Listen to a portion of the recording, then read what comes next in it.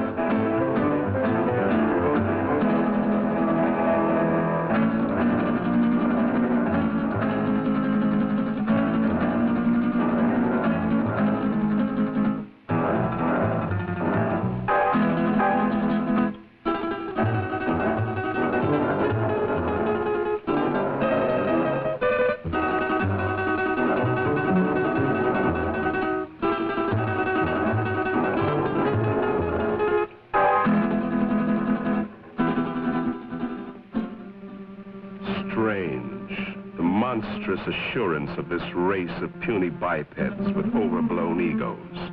The creature who calls himself man. He believes he owns the earth, and every living thing on it exists only for his benefit.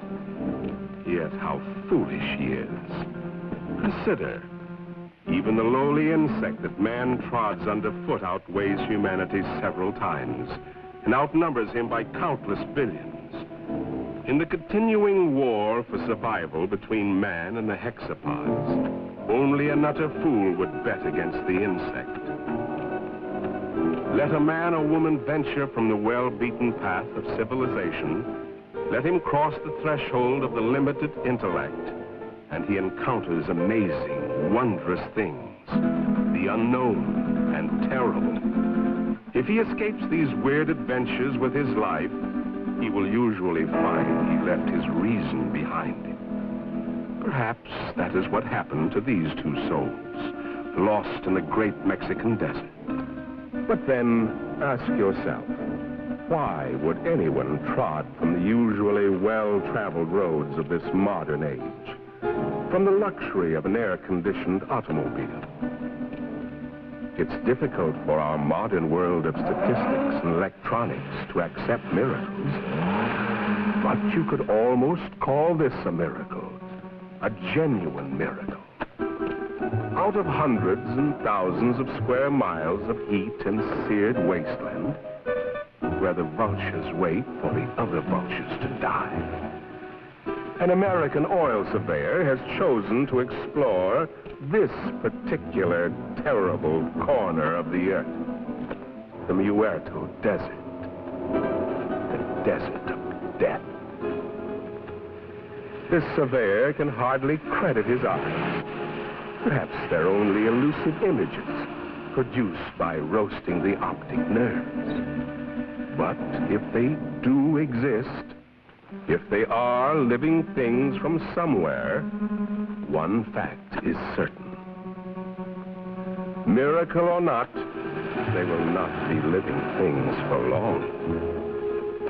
The Muerto Desert, true to its name, will soon convert them into dead things.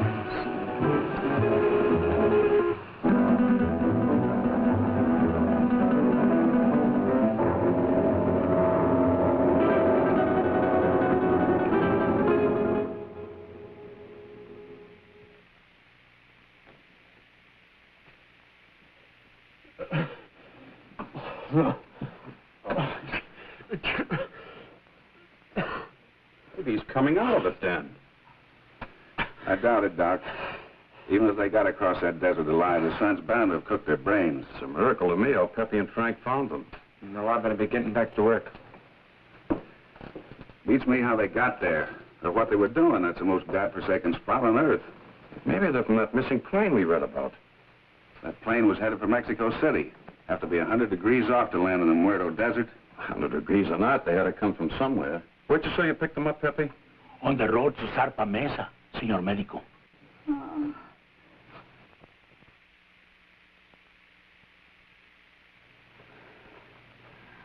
Pretty girl under all that sunburn. She was almost completely dehydrated. I don't know what kept them alive. You're all right. You're safe. You're in an oil company office. You sure? She's in about the same shape you are. She hasn't come out of it yet, but I think you're both going to be all right. Here, try to take this.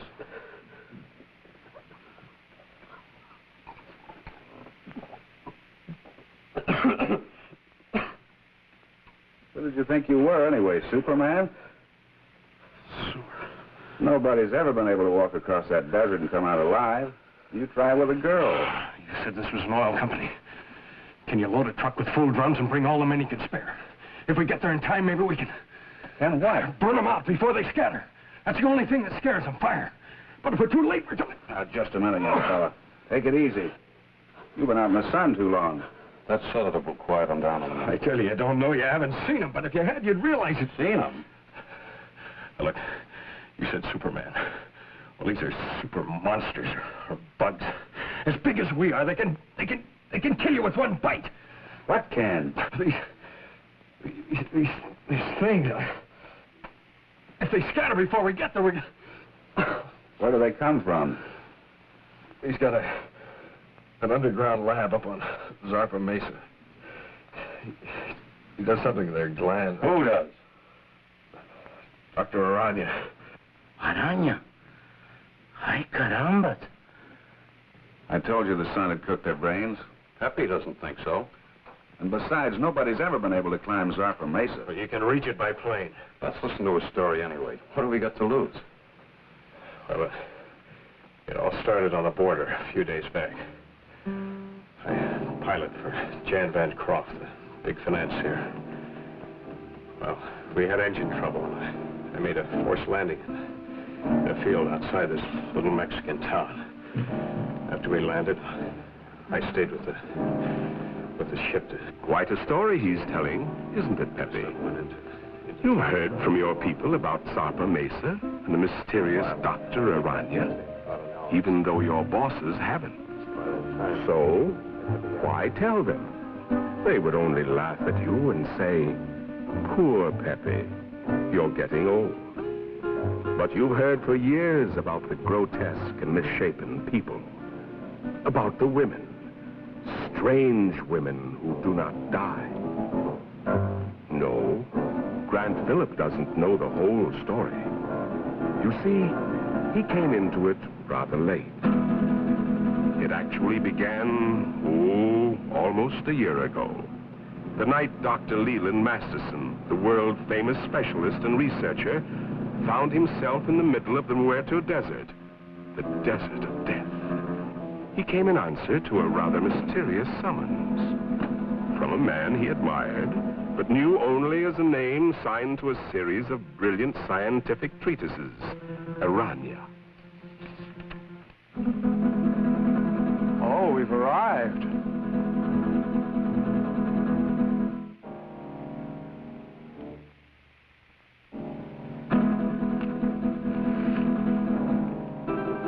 Your eyes must be playing tricks on you in this light. Is that what you think, Masterson? What was it you thought you saw?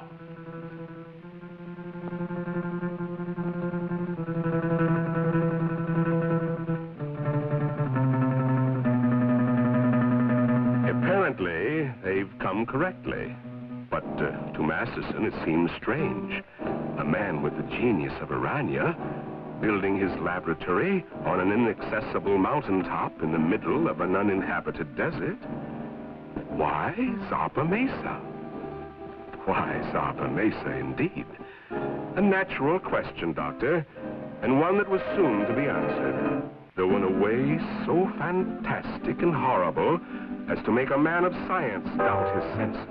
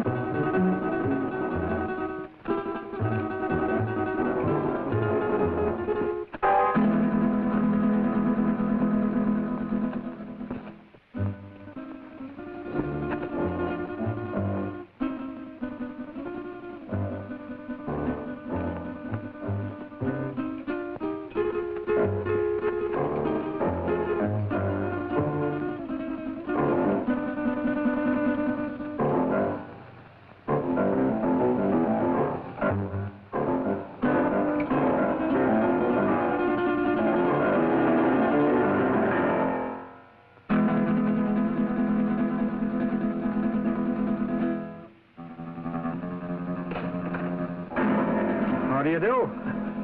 My name is Masterson, Dr. Leland Masterson. I believe Dr. Aranya is expecting me.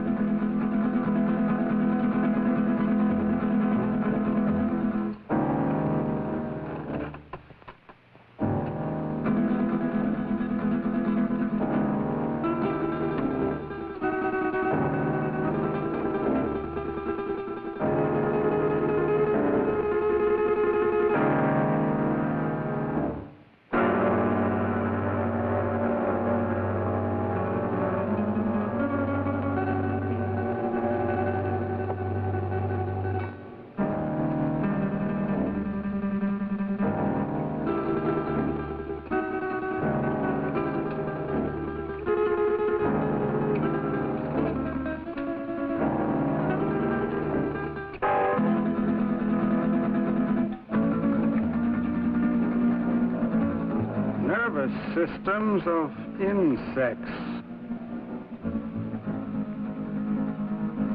Dr. Masterson? Dr. Aranya?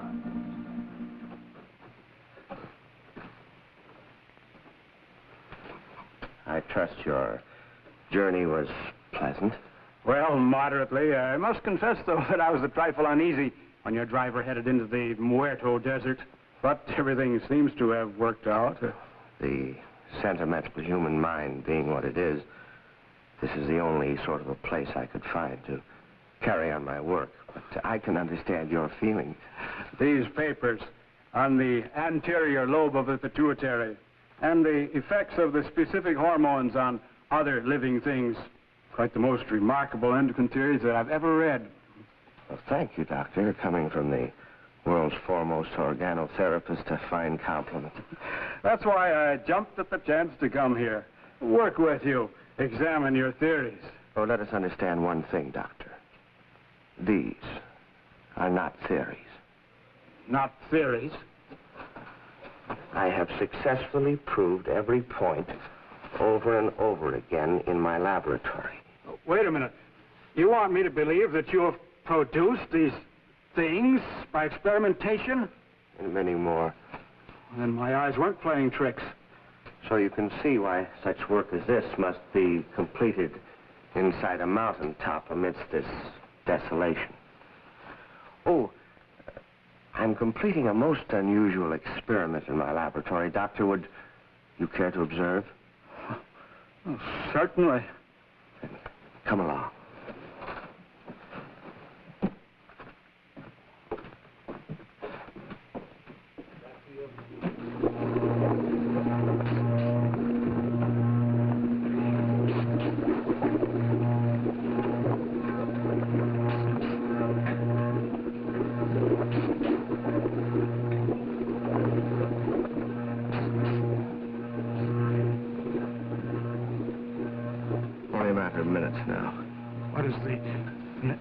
Nature of this. Well, requires some clarification, Doctor. As you know, I have isolated the growth hormone of the anterior pituitary, the specific substance which controls the growth pattern of human beings. Yes, it was the subject of one of your papers.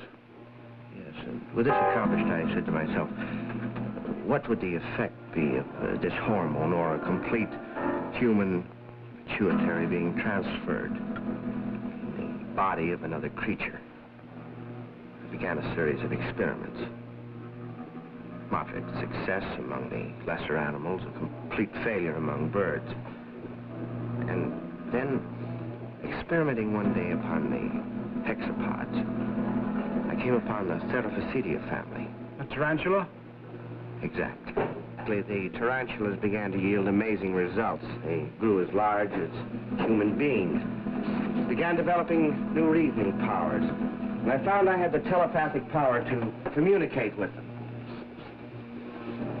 And then I reversed the process, transplanted the control substance of the insect back into the human body.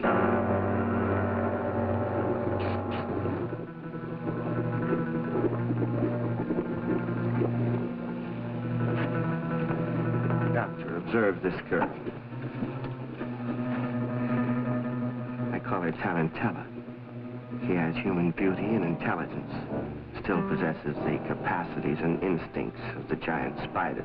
How do you mean? She has the indestructibility of the insect. If her body became damaged, if she were to lose an arm or a leg, she could grow a new one. I expect Tarantella may survive for hundreds and hundreds of years. And what about males? Well, unfortunately, in the insect world, the male is a puny, unimportant thing. You saw a few of the examples. The dwarfs. I think we're beginning to get some results. What is it? If we are successful, I shall have a super female spider with a thinking and reasoning brain. A creature that someday may control the world, subject to my will.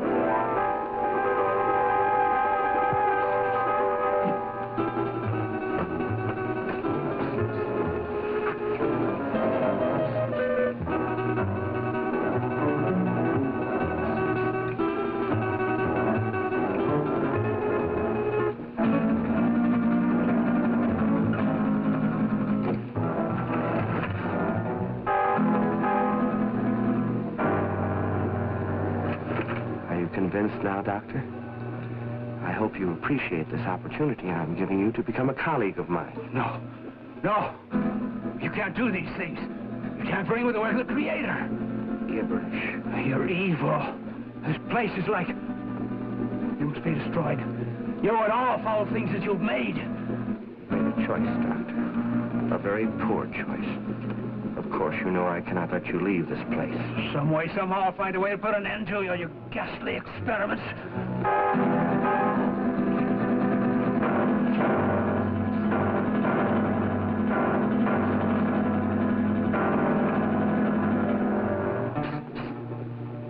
Regrettable. I was hoping for a colleague, but... Well, at least we have another experimental subject.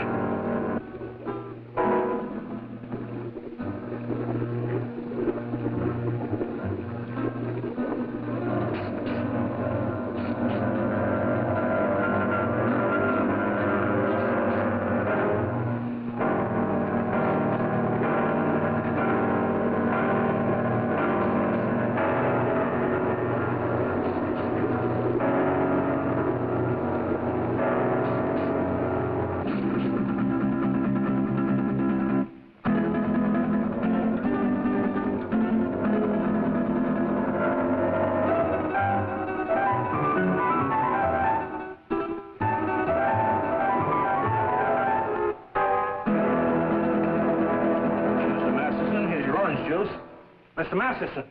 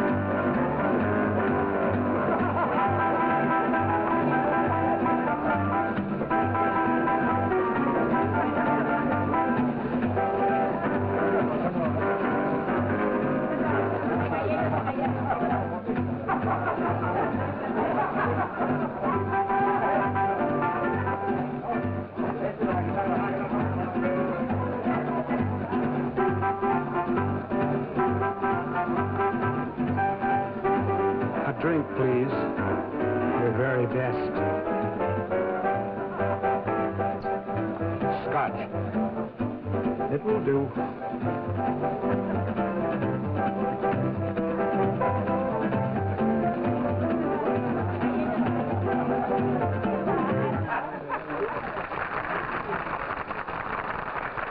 Thank you, sir. Thank you very much.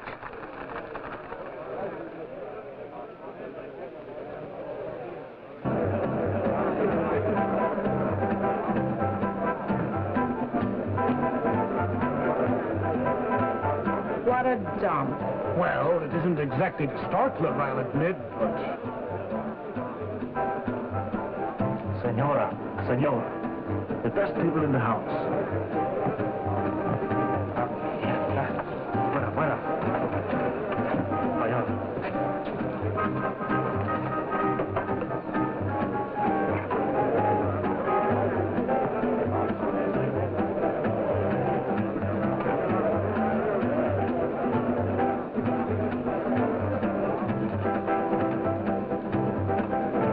Something to drink. Anything tall and cool. Si, senor. We had to come down in this flea-bitten border town. And you would drag me to this dive, this unupholstered sewer. Oh, I find this place rather amusing. Your great Southwest has a certain flavor, no? No. I don't happen to be in the mood for a cook's tour of our great Southwest. If it wasn't for that forced landing, we'd be in Mexico getting married by now. But, my dear, you can't blame me for the motor trouble. Those things will happen to the best of planes. Well, it didn't have to happen on my wedding day. Now you're acting childish, and that's not you. After all, being able to adapt oneself to any situation is the mark of the true sophisticate. I'm sorry. And you're not angry with me? Of course not, Jan.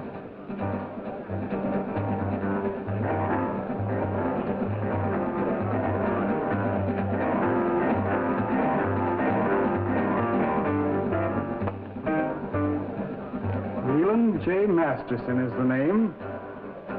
May I? I beg your pardon? May I say you are beautiful, my dear? Very beautiful. And good. It's very kind of you.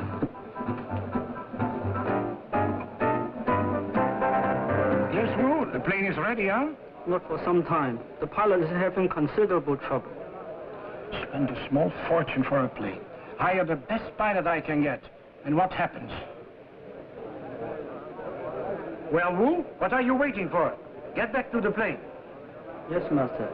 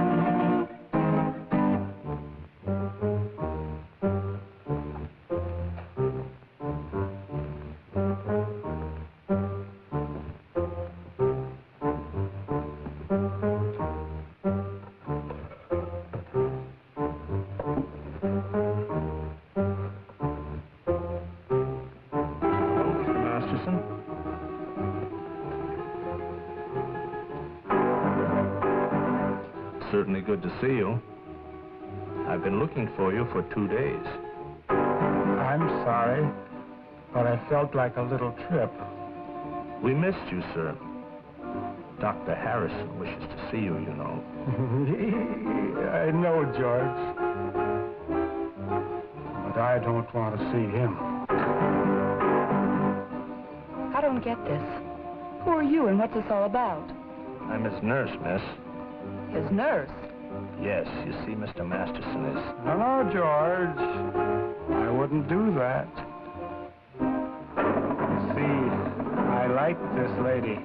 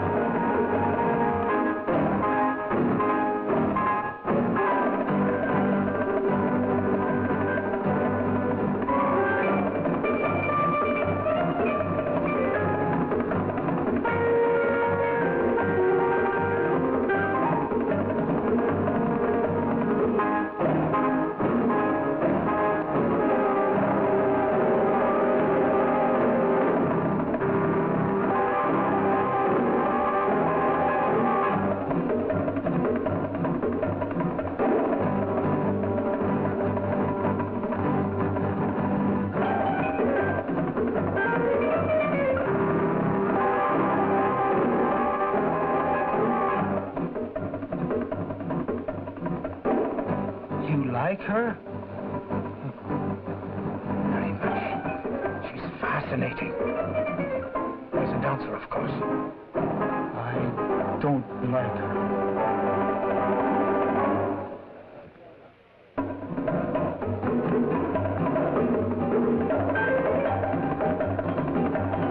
Woman is evil. Tell me, what's wrong? Not now, ma'am. Don't talk.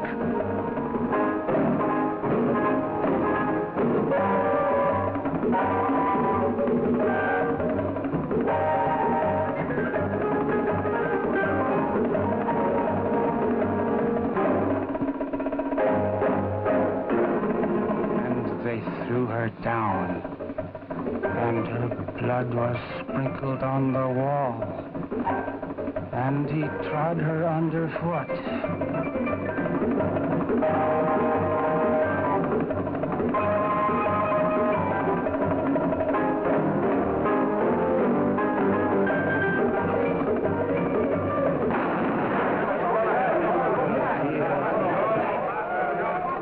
Give me that gun, Mr. Masterson.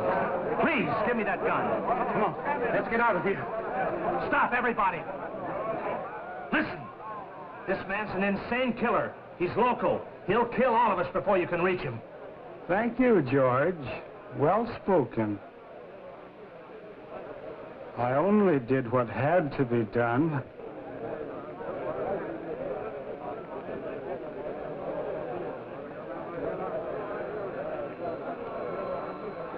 George! Don't take another step. This lady is my friend, and nobody shall hurt her. I will kill her first.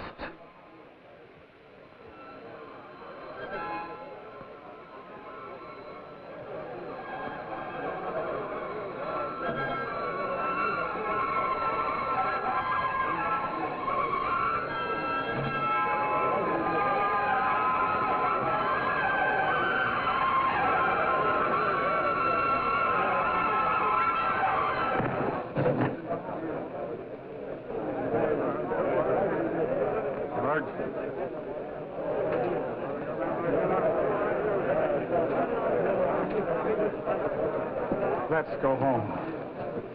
Don't be afraid. I won't let them hurt you.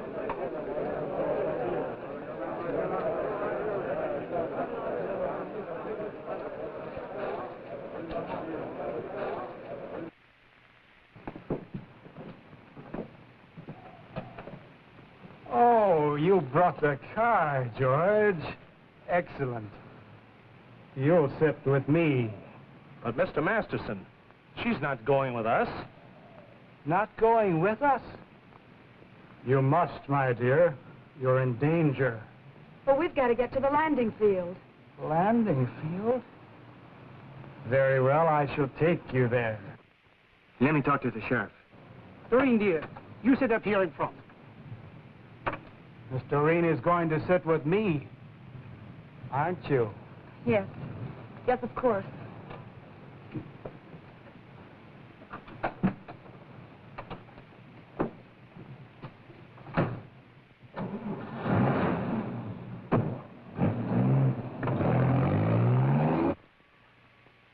There's a dead woman lying right here on the floor. That's right, Sheriff. He shot her dead. No, she's right where she fell. Nobody touched a thing. We...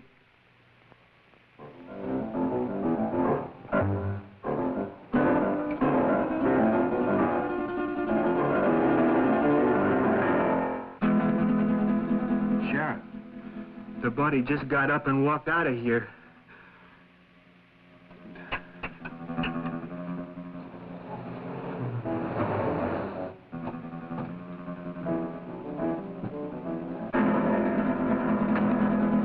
My dear.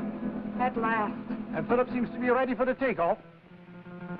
All set to go, Phillips? Sorry, sir, but one of the engines still acting up. Whatever it is, I can't find the part. It's probably nothing serious. Can't we take off anyway? No, sir. I can't take that chance. You're the captain. How much longer do you think... My dear young man, I want to fly. You want to... I've always wanted to fly, and now I will.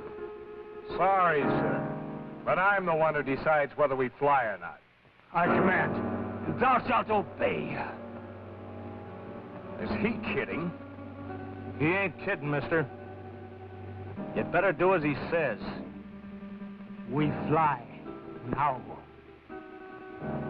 You go first. Listen, the police! At last. Don't be afraid. I won't let them harm you. Get in, quick.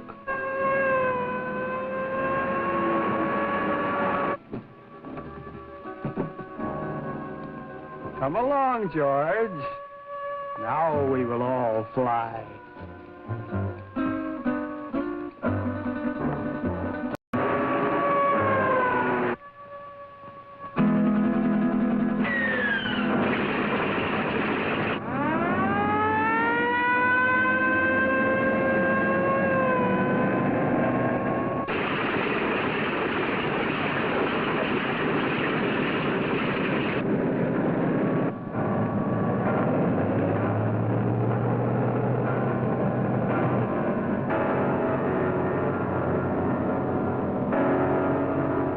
She's on course.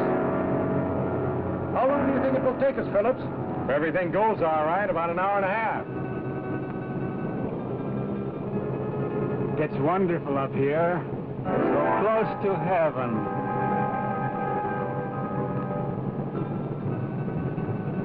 Wait a minute. Something wrong with this gyro compass. Somebody's fooled with the setting. We've been flying 100 degrees off course.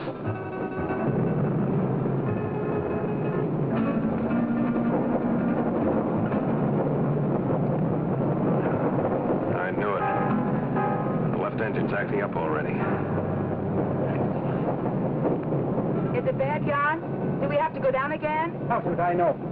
Just stay calm, please. Nothing seriously wrong so far.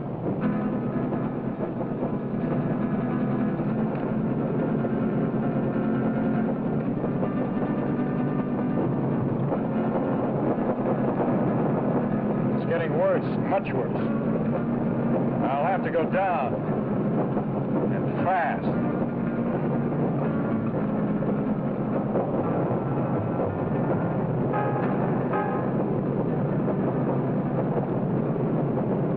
Place to land. Don't look too good, miss. We keep on flying. I like it. This is my order. Fasten your safety belts. This can't last much longer. And please remain calm. Can't you find a landing spot, Phillips? Not yet. But I'm trying for that mesa dead ahead. You think we'll make it? I don't know, sir. Keep your fingers crossed.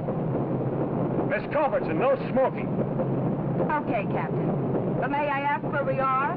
Somewhere over Mexico at an altitude of 1,500. I'm with a dying engine. The other one's okay. Doesn't do us any good, not in this ship.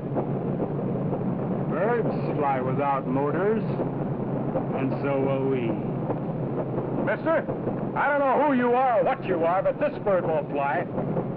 When a bird is sick, he has to land. And our bird is sick. Very sick. The sick I shall heal. The good I shall protect. We've got a chance. I'm going down. Hold tight. It'll be rough.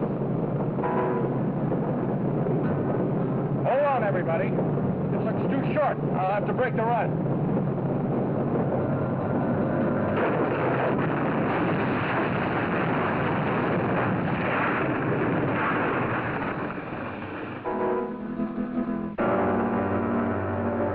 Isn't everything all right? Yes. Yes, I'm all right. Good.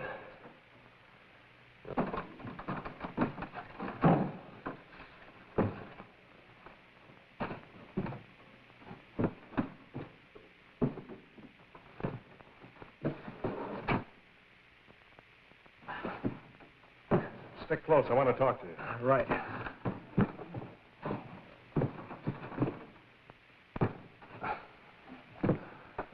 Never thought we'd make it, Phillips. But we did, sir.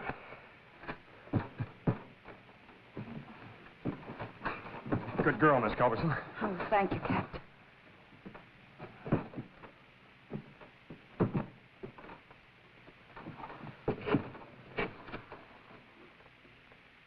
I like it here.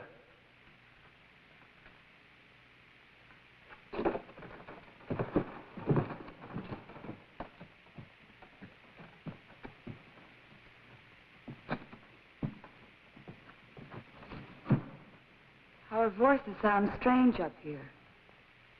Do you hear that? It must be the echo of our voices, my dear, thrown back at us from the forest.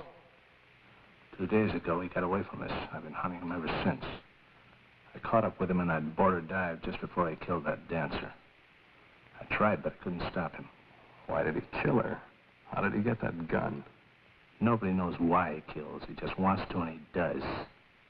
Where he got that gun? Probably bought it. He has lots of money all the time. Doesn't mean a thing to him. Can't we get that gun away from him? I'll try, Captain. You can bet on that. But for the sake of all of us, don't try to rush or force him. Leave it to me.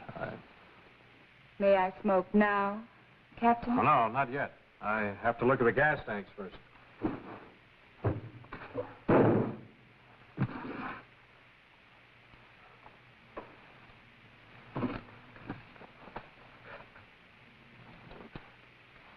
Now, Miss Culbertson, you may smoke.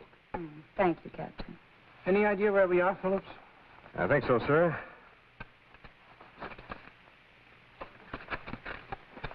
We're in Mexico, about 120 miles below the border, on top of a mesa rising 600 feet above the desert. 600 feet? That's right. Stuck up in the air like an island in the sky. I suppose we can't walk down from here. Not unless you're a human fly. Sorry, Captain. Haven't been with the circus for years. It's wonderful. So close to heaven.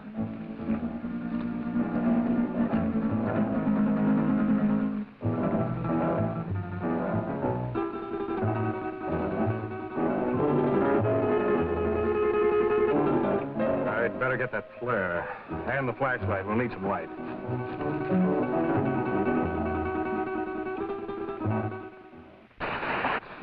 What's that? Something moves in there. I don't like it here. Not a bit. Well, if ever I had a nightmare, this is it. Who could be out there? I don't know, Miss Culbertson. Well, it could be a very natural cause. An old dead branch breaking off or a falling tree. I wouldn't worry too much. Well, here comes Wu. Now we can have a fire. Did you hear that noise out there, Wu? Yes, Master. You heard? Did you see anything? The curtain of darkness veils the sharpest eyes. We saw nothing. Well, let's get that fire going. I'll be back in a minute.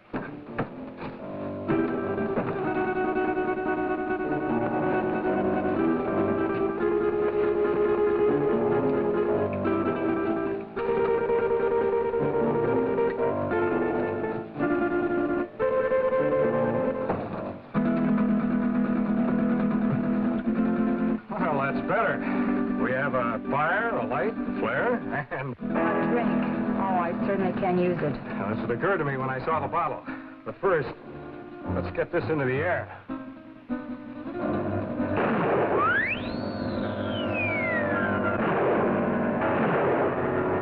Our only flare and it worked.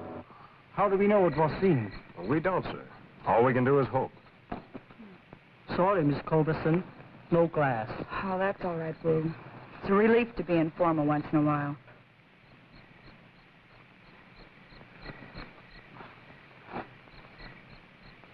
I think I'll eat something. I feel hungry. Shut up, you fool. You were the fool, Jan. Remember his gun? A hungry animal knows no fear. No, thank you. Not brandy just before dinner. Sorry, sir, to disillusion you, but there's no food on this ship. Not even a K ration.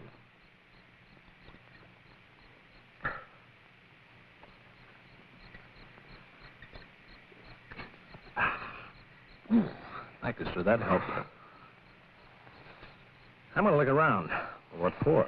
You can't see anything. Well, we need this flashlight here. I have this. Does that give out enough light? Sure, I use it at the sanitarium all the time. It's past my dinner time, dear. Aren't you hungry? But, Mr. Masterson, we have no food with us. George will bring it. He always does.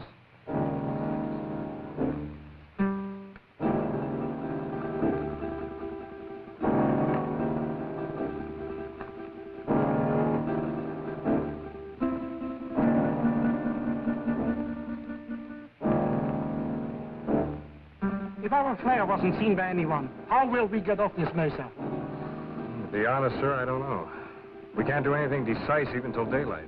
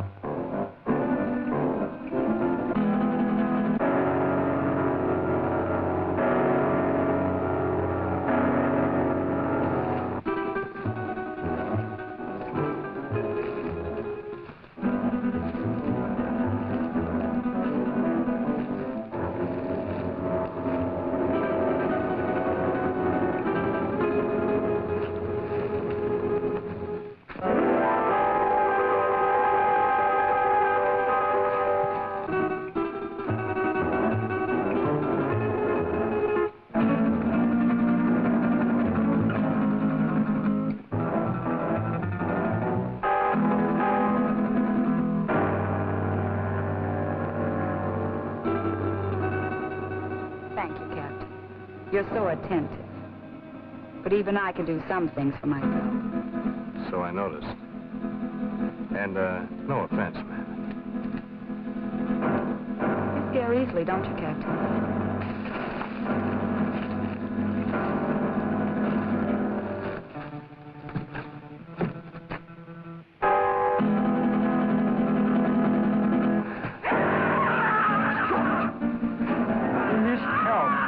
See what happens. Who's right? He does need help. I'm going with you, Grant. Anything's better than to sit here and wait. May I suggest that we wait here until Phillips finds out what happened? You'll be safer here. Are you concerned about my safety? George is out there and in trouble. I'll go. Anyone who wants to come along can do so now. I'd like a stroll before dinner. Since you insist, we all go. You come too. Yes, Master. After I put some more wood on the fire.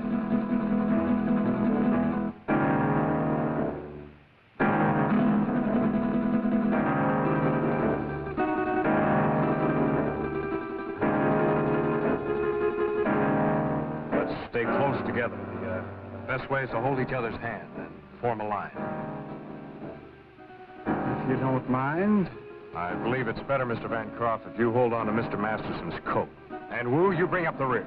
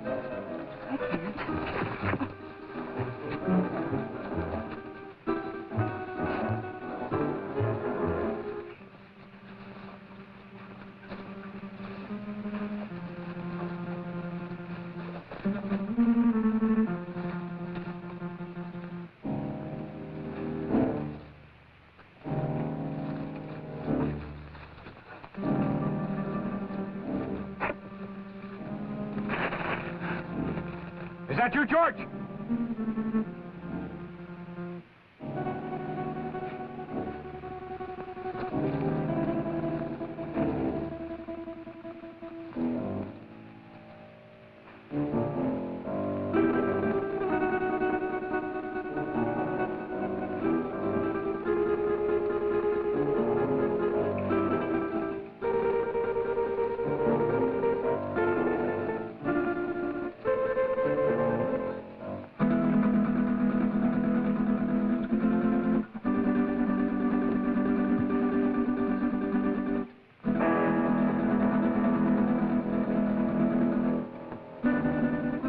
End of the trail.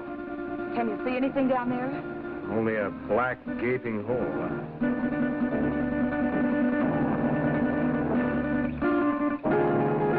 The light won't reach bottom. Now, you wait here. I'll try this alone. It looks too narrow. One wrong step and we may all go over.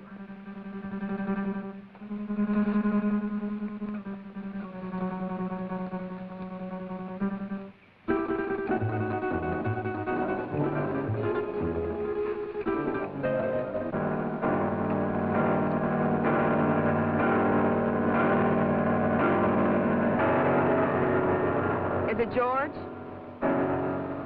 Yeah.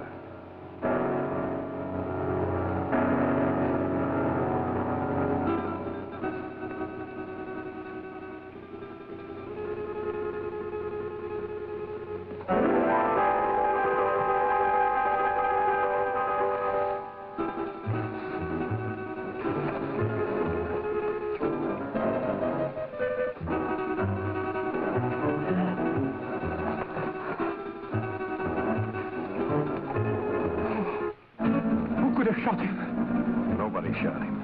Look.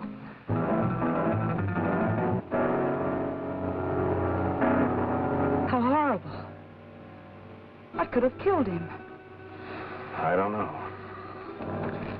I hope we won't have to find out. George is beyond help. We should all go back and tend the fire for the living. Poor George. Well, there's not a thing we can do for him. I'll stand close to the underbrush. I'll have to get by.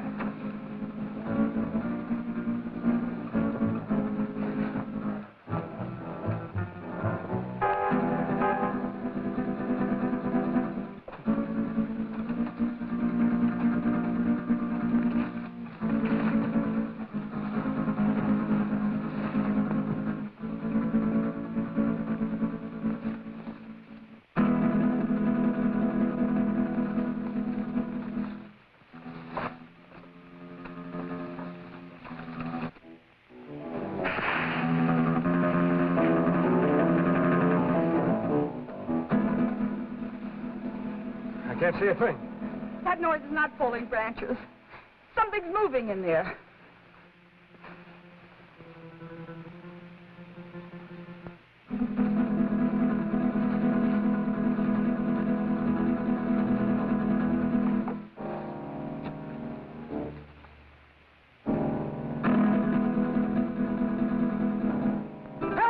got me! Something got me! Where? Here, my arm. My left arm. It's a nasty scratch, all right, but nothing serious. I'll dress it as soon as we get back to the plane. I'd suggest we all stay away from these thorns.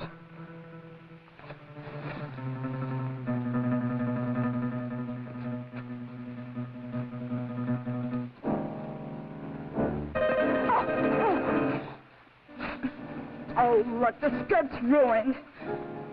So is his heel. You weren't hurt, Miss Culverton. No, not a bit. Thank you. May we go on now, Phillips? Yes, sir. Let's go.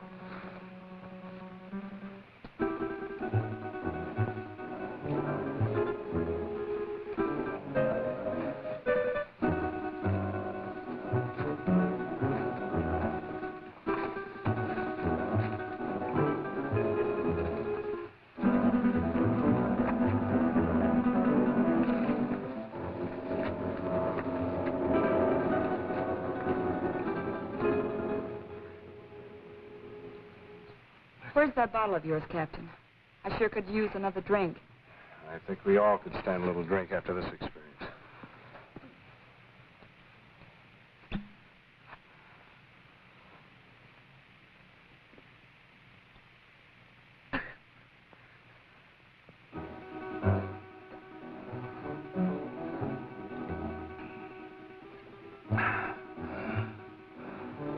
How about you?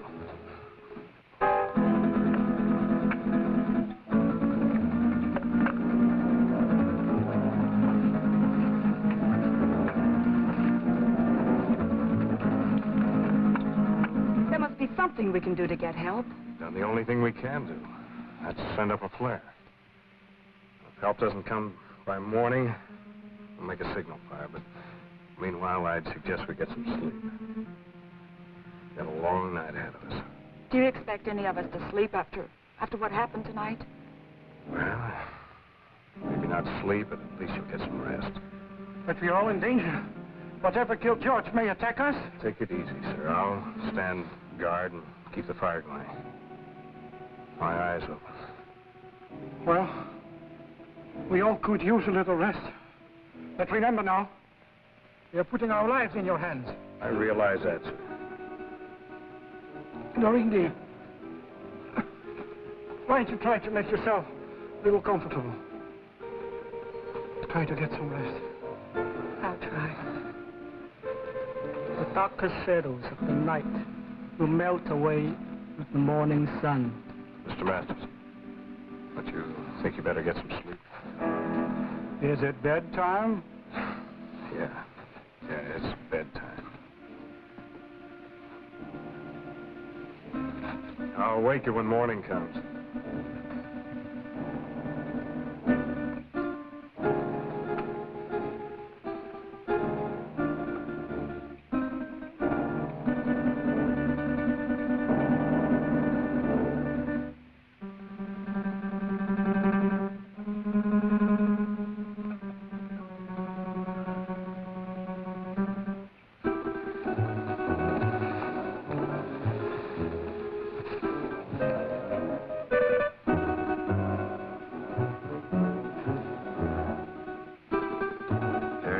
Dear, very good.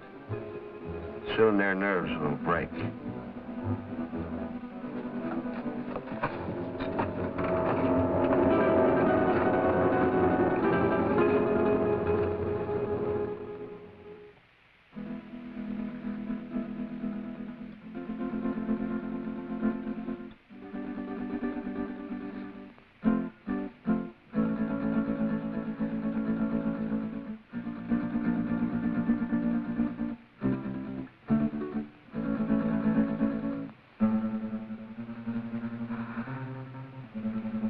Sorry, I didn't mean to wake you.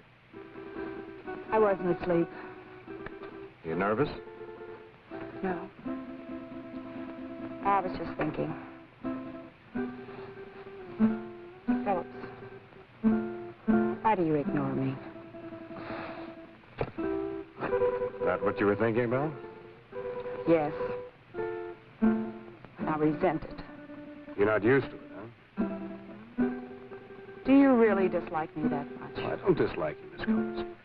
But you don't approve of me, is that it? You think I'm marrying him for his money. Well, aren't you? I'm very fond of him. But you don't love him. Well, I'm not exactly mad about him, if that's what you mean. But I am fond of him. And he can give you nice things. Oh, yes. Why not? He can give me security, for one thing. And that's important. Don't you think? Why should you care what I think? I don't exactly. It's just that I'd like you to understand me.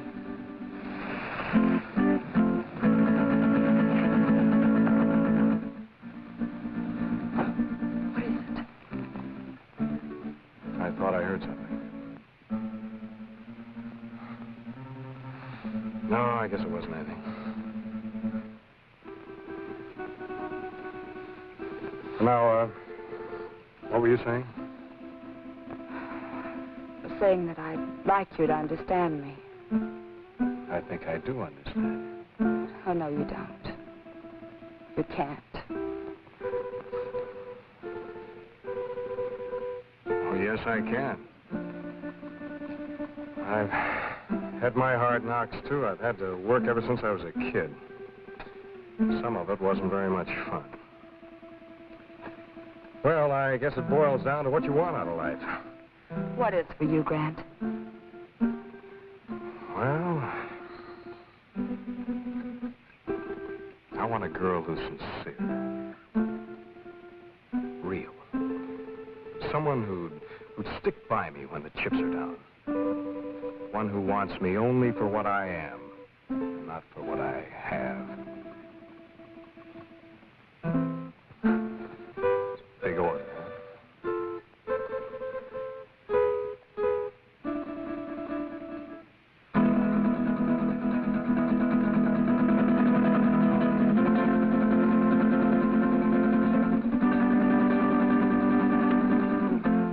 Oh, wait a minute.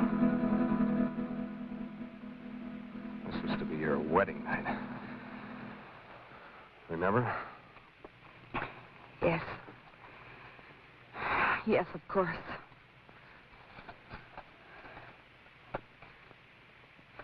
That was a foolish thing to do.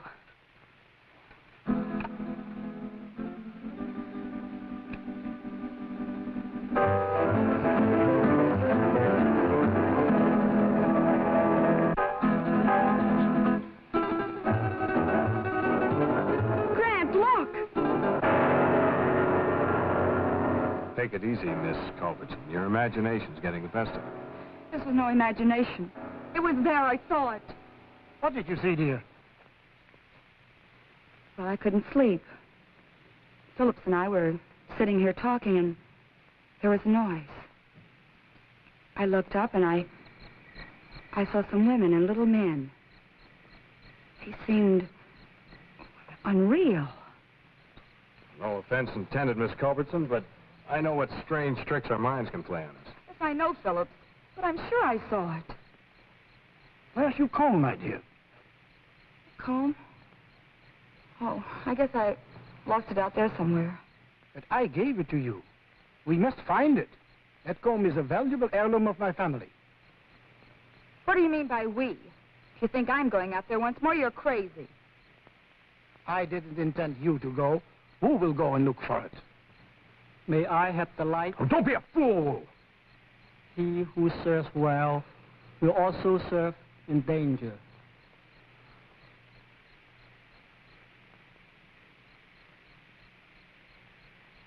Who?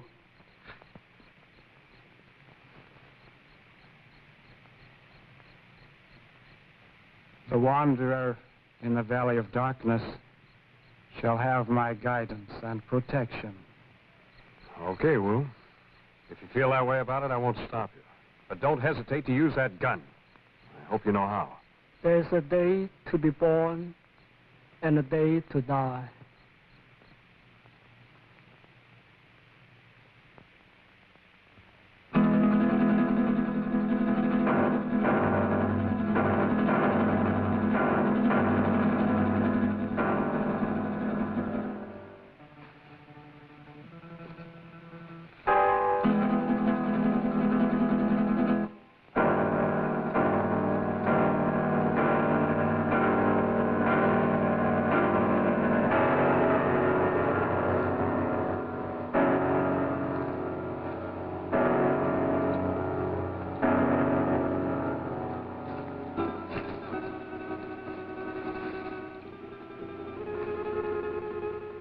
want you to realize that if Wu doesn't come back, you will be responsible.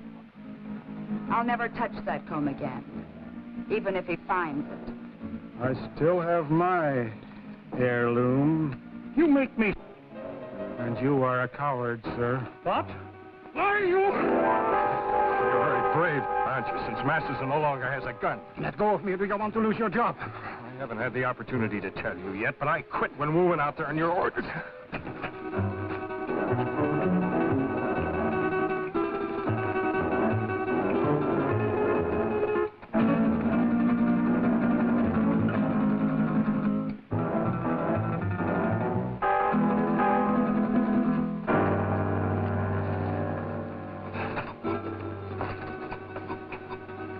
You brought Masterson? Yes, he's here. Good, we found him at last. What about the others? Well, I have something in mind for the girl and the pilot. The other I shall dispose of. What's the matter, Wu?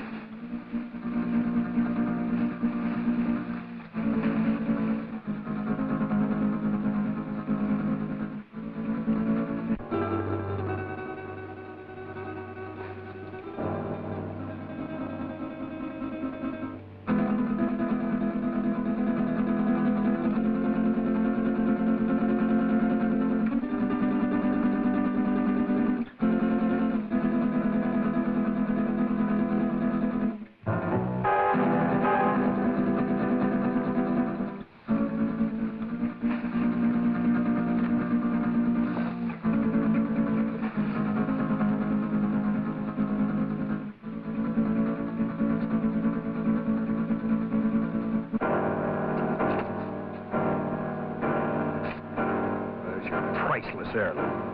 Wu is dead. Yeah. You murdered him.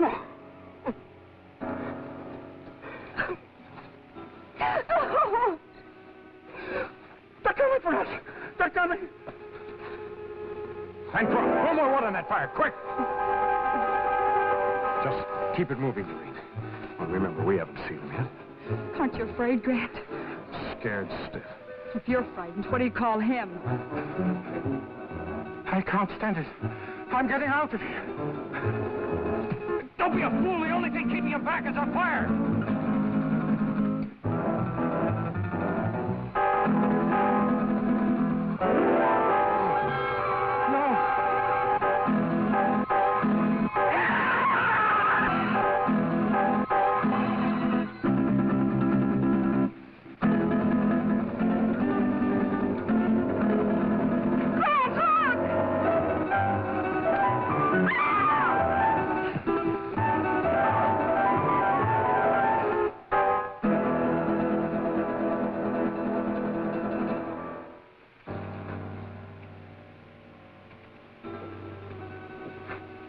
He'll recover consciousness in a moment or so.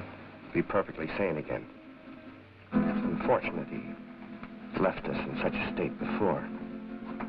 I understand that he was committed to an asylum, attempted to kill Tarantella. Grant, look. It's the dancer from the cafe. I saw him kill her. Amazing the durability of my creations. Dr. Aranya. Run. That's Spanish for spider. We meet again, Doctor. Again? Did I leave here? Yes.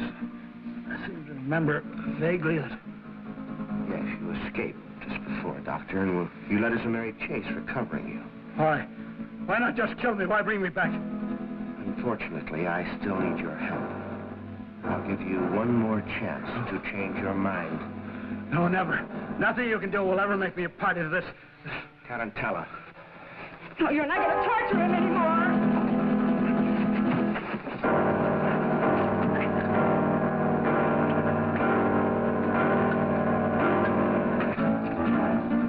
Damn it! Don't you fool! Fool? I don't think so. In just a few moments, this will explode and destroy you and me and all of your terrible creations. Doctor, you're a man of science. You wouldn't destroy the greatest achievement of science? Scientist, yes, but I'm a human being, too, and that's where we differ. You two have got a chance. Through that door, down the corridor in the rock. Hurry! And who is he? What is this place? He's a brilliant madman. Hurry, there are only seconds left. What about you? Blue Dog, you go. Big around you. Your creations can grow a new arm or leg, but nothing can survive fire.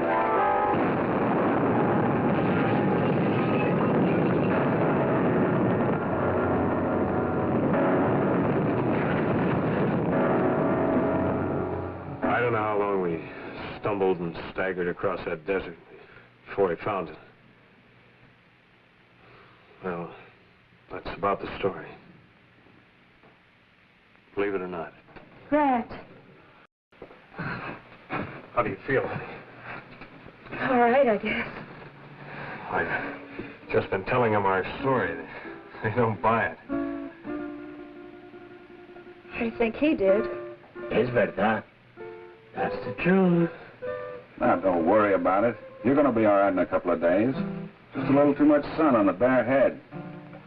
Anybody thinks I'm going to load one of my trucks with oil and send it up on top of a mountain to burn a bunch of imaginary spiders? Yes, you're right, Dan. Common sense tells you there isn't anything to his story, doesn't it? Giant spiders on a desert mesa. Fantastic. Pepe is just a superstitious native. True, no one has ever been on Sapa Mesa, but it's just like any other bit of tableland. Not a thing different about it. Or is there?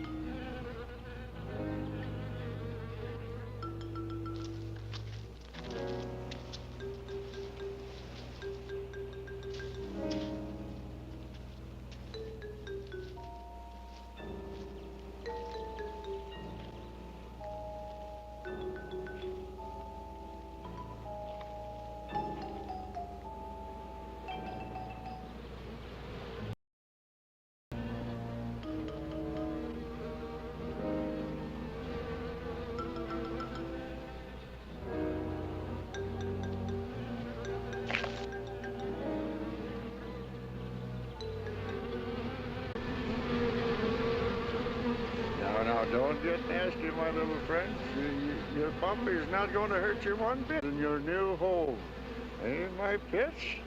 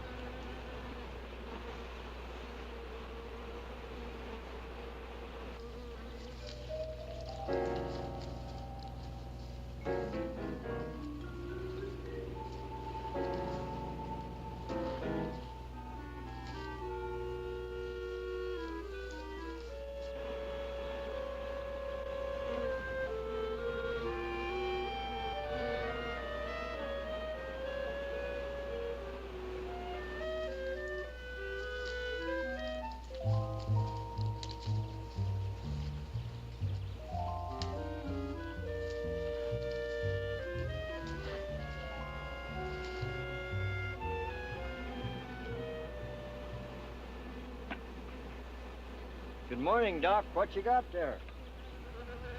Ivan, I found some new friends. Listen. Boss, you better be careful. They can sting a man to death. Don't worry, we understand each other. They know who their friend is. They can tell.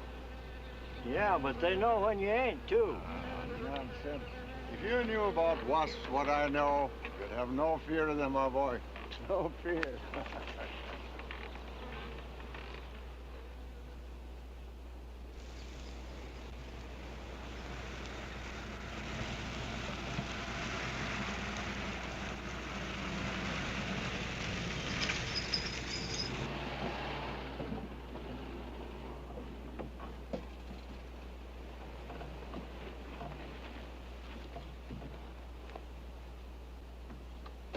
Hey, you! Give us a hand here. Hello there, Mr. Barker. Yeah, surprised to see you out here in the field, sir. How are things running at the front office? Smooth as honey, Renfro. I see here you turned in over 1,000 pounds of orange blossom honey and 400 of beeswax last month, Renfro. Congratulations. You've made the top of the list again. Thank you, sir. Holiday honey needs your kind of man, Renfro. You stay with it, and I can see a bright future for you with the company. Well, I do try to do my best, Mr. Barker.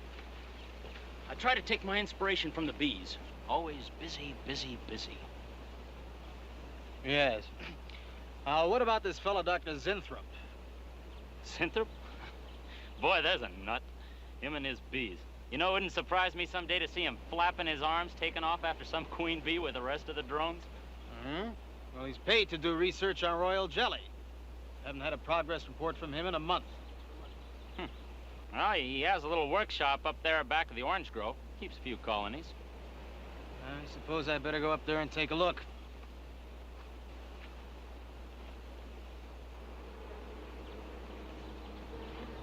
Hey, you!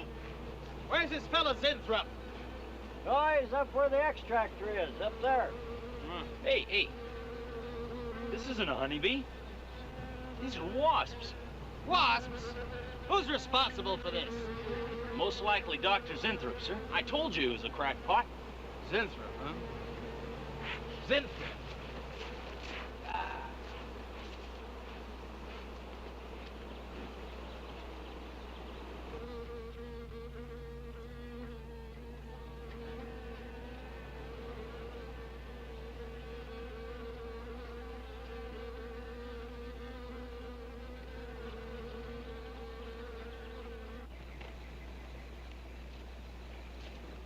Zinthrop!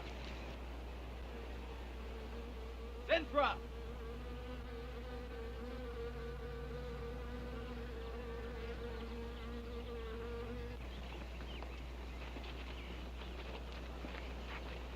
Now look here, Zinthrop, what's all this nonsense about wasps? I'm so glad you dropped in, Mr. Barker. Mr. Barker, I'm on the verge of a great discovery. Discovery? What do you mean? Well, sir, I almost perfected a new method of extracting royal jelly from the queen wasp. According to my figures, you're better at extracting funds from the company.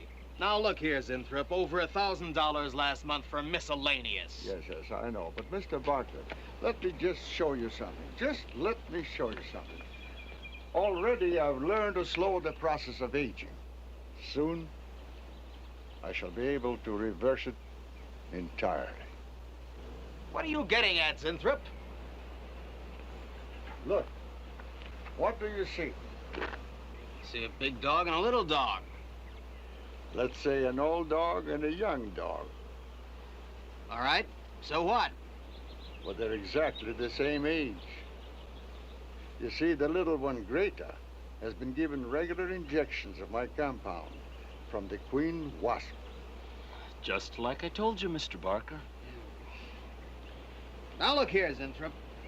I understand about science and progress and all that, but you were attained to extract queen bee royal jelly. Now, it's a health food, a cosmetic. It's not a miracle drug or an elixir of youth. That sort of thing is impossible. Oh, but Mr. Parker... Zinthrop, I'm sorry, Zinthrop, but I'm gonna have to let you go. You just don't seem to be one of the team. You understand. Good luck. I'm sure you'll fit in somewhere.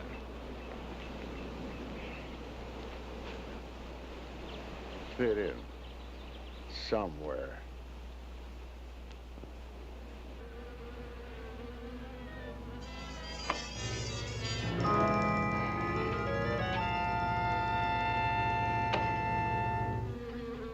Oh, now, don't worry, my friend. We shall find a home somehow, somewhere. Oh, but you sound impatient. I know. It's your babies, huh? They're hungry and they must be fed. Now, how would you like a nice, juicy little caterpillar, huh? You'd like that, wouldn't you? There. Now, you must eat them. Be strong because, well, a lot of work to do together. Yes, sir. A lot of work.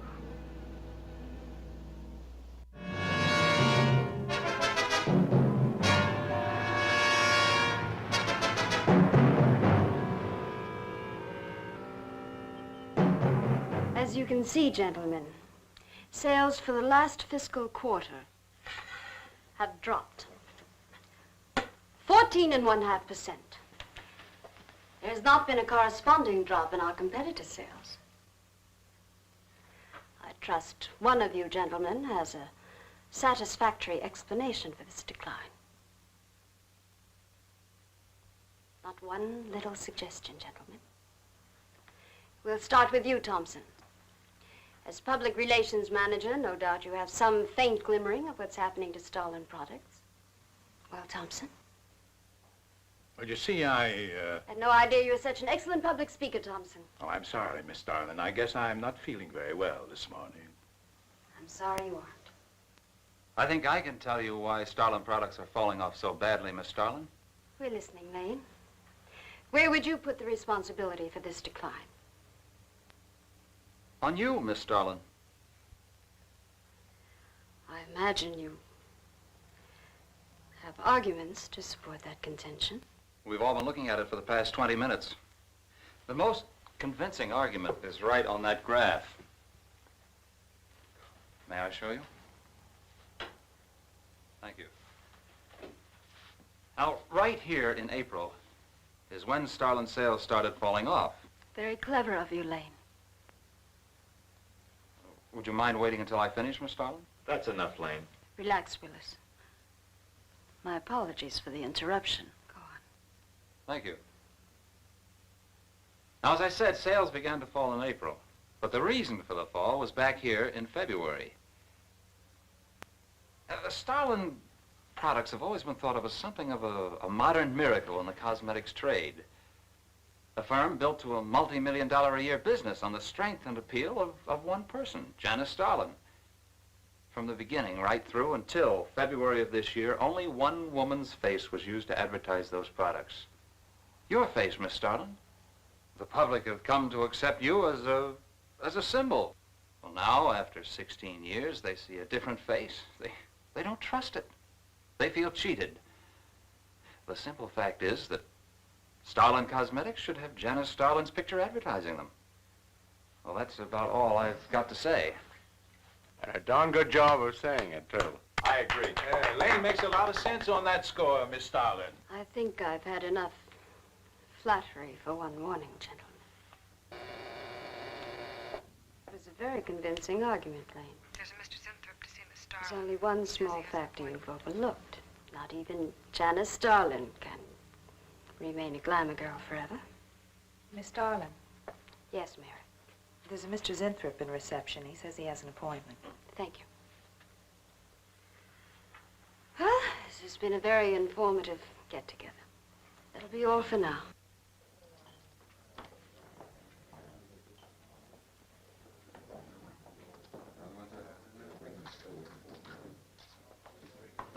Oh, Arthur. Yes, Miss Starlin. I'd like to see you in my office, please. Sure, Miss Starlin.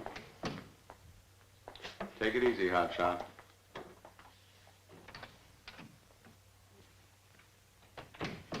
Something on your mind, Miss Starlin? You've done some work on royal jelly, haven't you? A little.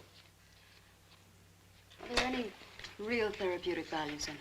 Well, I'd say so. Of course, a lot depends on each individual's reaction to the stuff. What do you mean?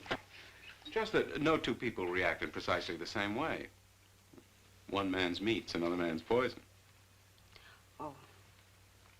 But you think royal jelly can be beneficial in some cases? Queen bees set a lot of store by it. I'll accept that as an affirmative answer. Supposing a more powerful form of royal jelly could be obtained. From the queen wasp, for example. I mean, well, do you suppose that might have some rejuvenating effect on a human being? I'd stay away from wasps if I were you, Miss Starlin. Socially, the queen wasp is on a level with the black widow spider. They're both carnivorous. They paralyze their victims and then take their time devouring them alive. They kill their mates in the same way, too. Strictly a one-sided romance. Well, I'm not exactly interested in the love life of the queen wasp. I want your opinion on the possibilities of using enzyme extracts from royal wasp jelly, commercially. Well, if you want an honest opinion, Miss Starlin... Of course I want an honest opinion. Then my advice is forget about it. Thank you, Arthur. Anytime, Miss Starlin.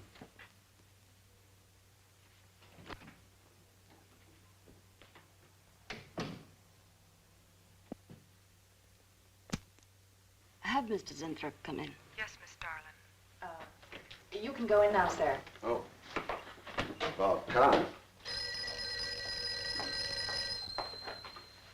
Janice Starlin Enterprises. Miss Starlin? Yes. How do you do? I'm afraid I won't be able to give you much time, Mr. Zinthrop. But it is I who give you the time, Miss Starlin. Oh, yes. Plenty of time I give you. 10, maybe 15 years I give you. I want you to understand one thing very clearly, Mr. Zinthrop. I expect absolute proof of what you claimed in your letter. Tangible proof, not words. Such proof you shall get, madame, and more. But I think I better show you in the laboratory, yes? All right. Come.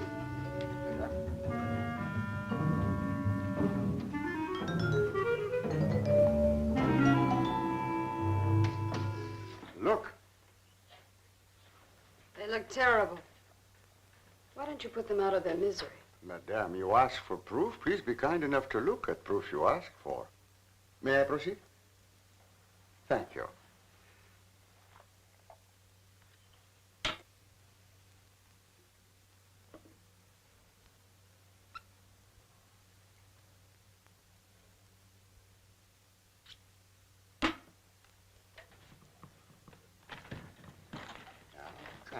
Come, little bit.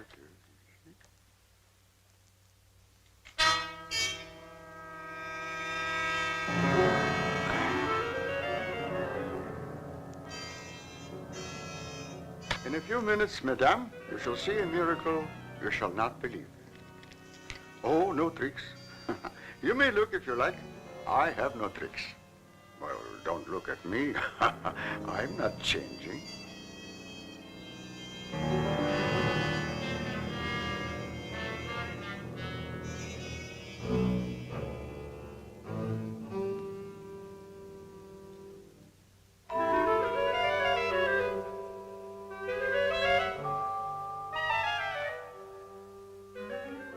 Don't believe it. It's not possible. I see you do not believe one animal, so I bring two. I show you again, yes? Yes, I must be sure. Yes, madame.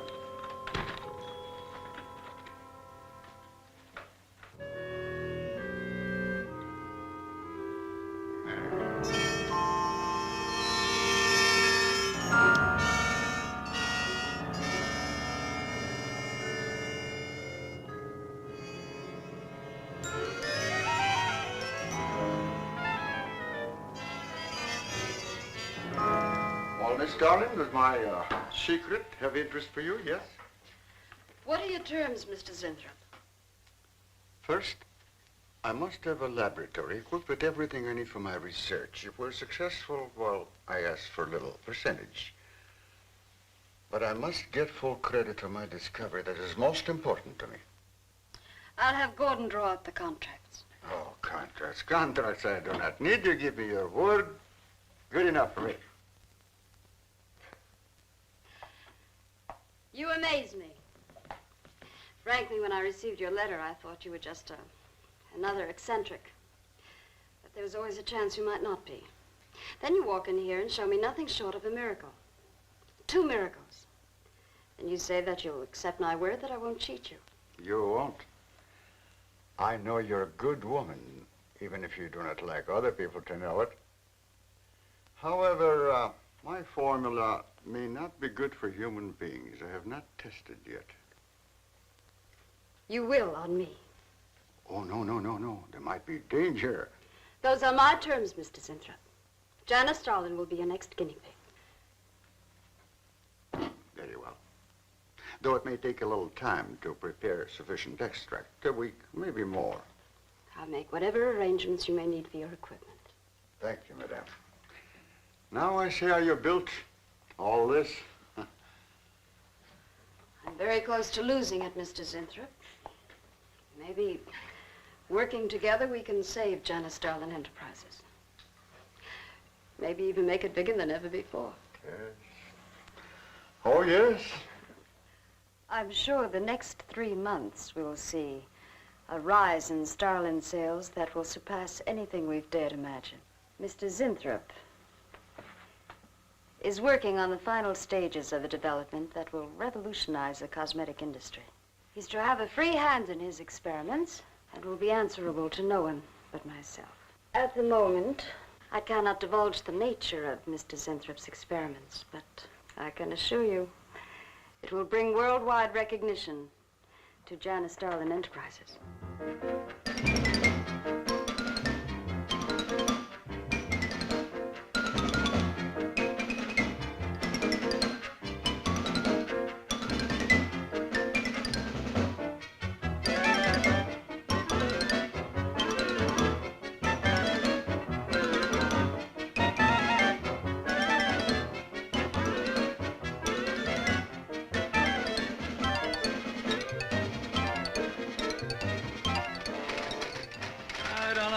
Zinthrop must be the granddaddy of all confidence men to take in a gal like Starlin.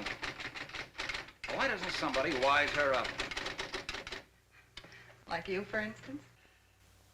Bill, what makes you think Zinthrop really isn't on the level? After all, we don't even know what he's working on. It could be very legitimate. You're as bad as she is. Oh, women. Men. Every time you're stuck to an answer, you always come up with women. You're not getting out of this one so easily. I'd like to know why you think Zinthrop really hasn't got something. Well, you can call it male intuition if you like. It's just that there's something about this whole business that doesn't smell right. The private laboratory, the secret experiments, Zinthrop himself. The only thing that's missing is a genie with a lamp. You better leave the intuition to me. Come on. I'll let you buy me dinner. Buy you dinner? What's happened to your sporting blood? I thought we were going to toss for the check. Oh, no. You won the last 3 times. All right, look, I'll make a deal with you. Dinner is on me if you promise to keep an eye on what goes on in there. What do you want me to do? Read her mail and send you messages in secret code? You could do worse. Oh, no, Mr. Cooper, not you, too. I've been trying to tell Bright Eyes here that I think Zinthrop is a phony and a confidence man. If I were sure of that, I wouldn't be worried. I think he's a lot more dangerous. A quack. Well, I don't follow you, Coop. Well, a confidence man would just be interested in your money. The only damage they can do is to your pocketbook. A quack can be fatal.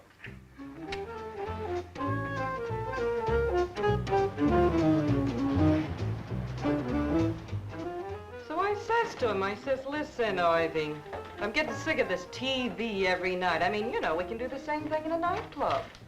Well, almost. Good morning. Janice Starlin Enterprises. I got 2 words for you. Drop dead. Twice. Irving? Calls me to tell me Dr. Cyclops is on Channel 9 tonight. What crust? You've seen it twice already. Good morning.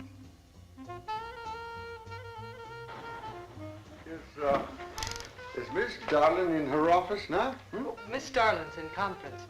Would you like to speak to her secretary? Oh, no. Just say to Miss Darlin I should like to see her when she has time, huh? Yes.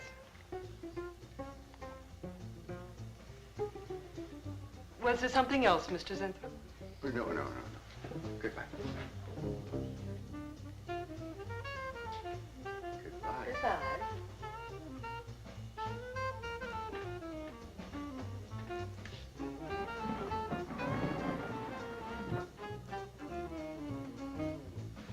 What a character. A regular 2-eyed Dr. Cyclops. Even the bow. Good morning. May I see Miss Zodling, please?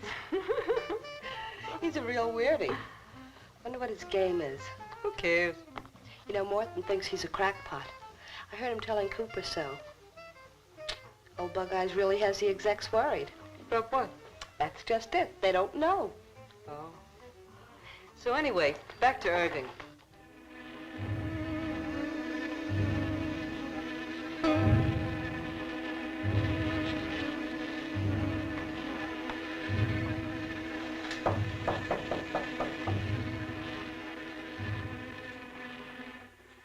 Good morning, Miss Darling. Good morning.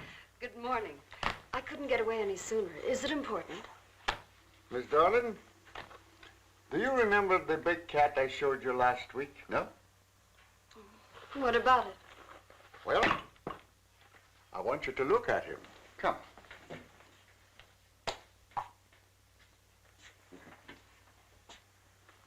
No. Quite a difference, yes? That's incredible. The same mark. It's a cat. You're young again. Can you realize what that means? You're a kitten again. Your whole life to live over. How does it feel? I think perhaps you'll be able to find out for yourself, Miss Darling. Today will be your first injection. Come.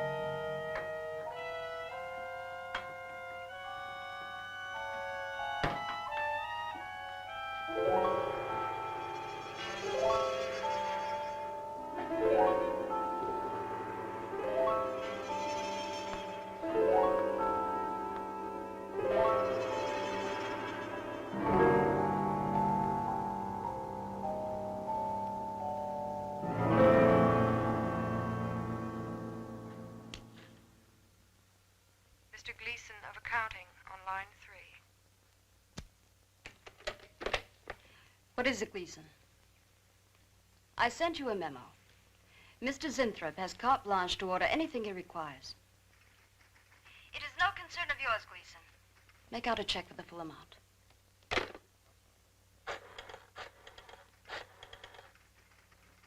Sue? Mary, can I talk to Mr. Lane a minute?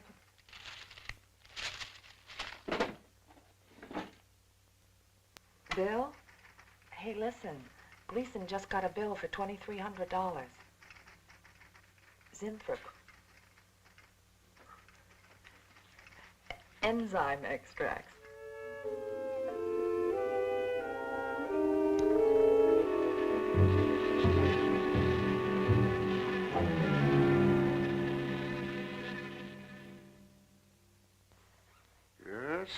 Yes, we are making progress. There's great improvement in the tissue.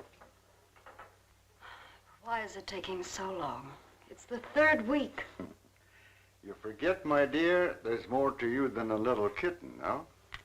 Besides, there's a difference in metabolism. Why not increase the dosage? Wouldn't that step up the process? Patience, my dear, patience. We must tread lightly, with care. Your arm, please.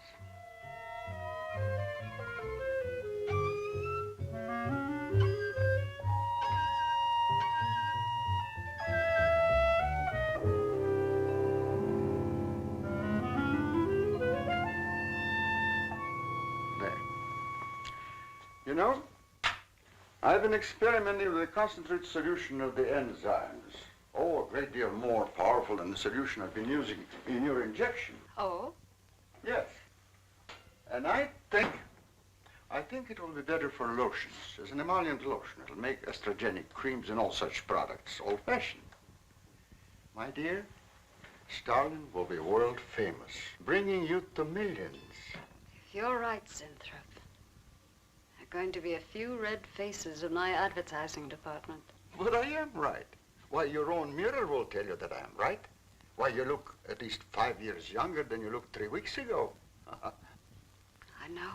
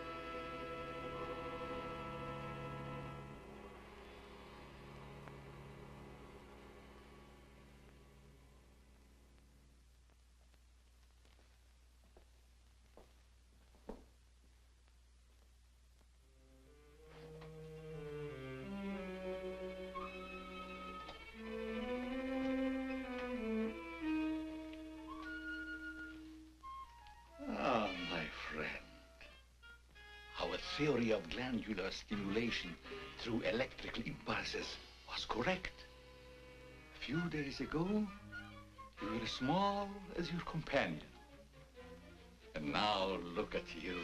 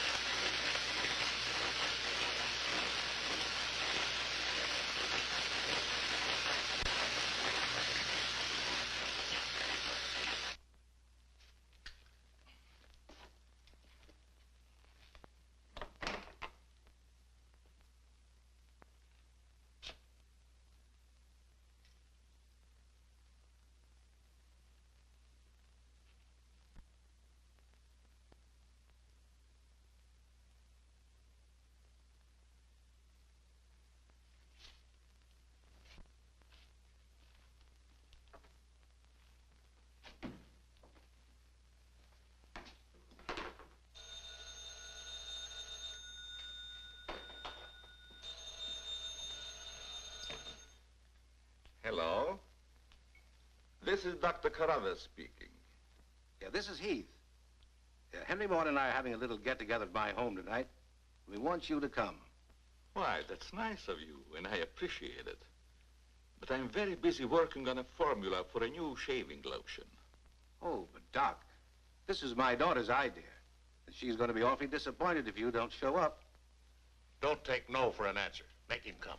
Yeah, you see, it's a sort of a special occasion. I bet Mary is going to announce her engagement to that young rascal, Don Morton. Tell her I'll be there. Goodbye. Well, it's all arranged. He's coming. He's going to be surprised when he finds the special occasion is to present him with this bonus check. $5,000.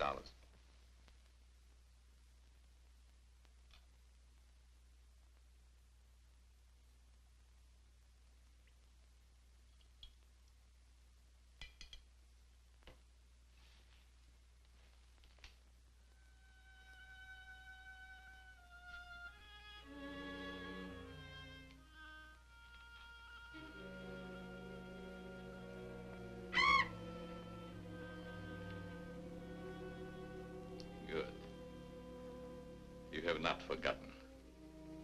You hate this strange oriental fragrance even while you sleep. Just as you did before I made you big and strong. Now, if you detect the fragrance in the night, when you're fully awake, you will strike.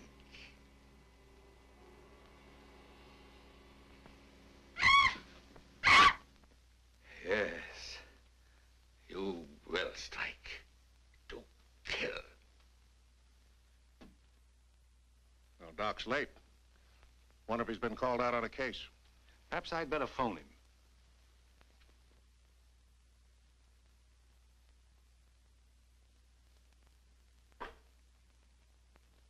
Now remember, Roy, Tommy, you're not to mention anything about this notice for the doc until after your father has presented it. Have you warned those two lovebirds over there? Perhaps I'd better. I want to caution both of you. Not to say a word about the check. Until you're ready to spring it on him. Your father will make the presentation, Mary. Why don't you unveil it, like a statue? Then we could all be in on it. You know, I think it'd be a better idea to put it in a bottle and launch him with it. You must have gotten that idea out of a bottle. Well, the doc isn't coming. What? Oh, what a shame. Oh, he just got busy with his new formula and forgot all about us. He'd forget the formula if he knew about that $5,000 check. Well, why don't we all go up there and give it to him? No, I wouldn't do that. He doesn't like visits when he's experimenting. Well, Roy can take the check up to him. Sure, I'll take it. Shall I make the doc a speech when I give it to him? You won't have to, Roy. The check speaks for itself. Yeah, and says a mouthful. Son, tell the doc we're awfully sorry he can't be with us. But of course we understand how busy he is. All right.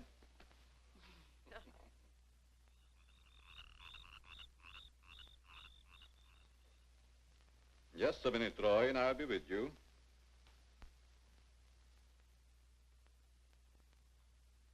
That's it, all right.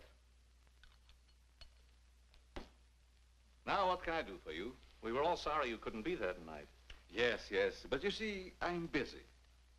Something important, very important. Yes, of course. Mr. Morton and Dad had planned a little surprise for you. A surprise? It's in here. Well, let's see what it is. $5,000. What's this for? Just a little token of the firm's appreciation. Oh, I see. A bonus. Well, it's awfully nice of you, Father and Mr. Morton. I will thank them personally tomorrow. I'll tell them, Doctor. Well, aren't you curious about my new formula? Yes, of course, only I didn't want to be inquisitive. What is it? A new shaving lotion. Smell it. Pretty strong, isn't it? No. The scent evaporates a short time after you've used it. Try a few drops. Now rub it on the tender part of your neck. Here.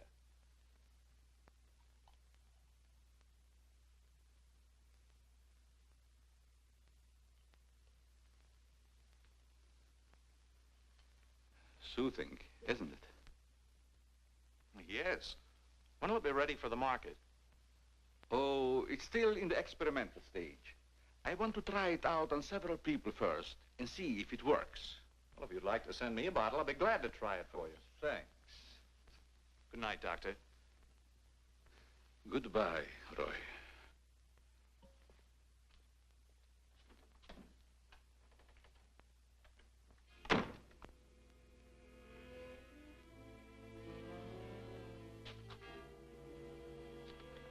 Lovely check, isn't it, Doctor? They are wealthy because of you. You made them rich, Doctor. It was your formula. Tonight they gave you $5,000 and wanted you to come down to their house and thank them for it. That was your money they gave you, like a bone tossed to a faithful dog.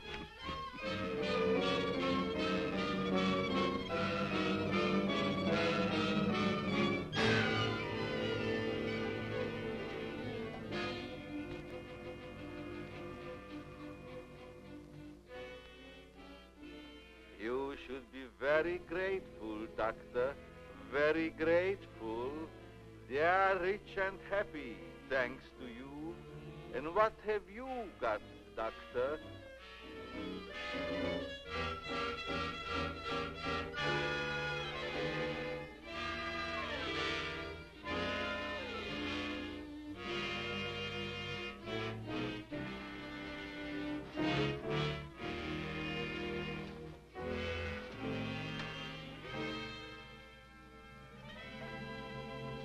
Tonight you have work to do.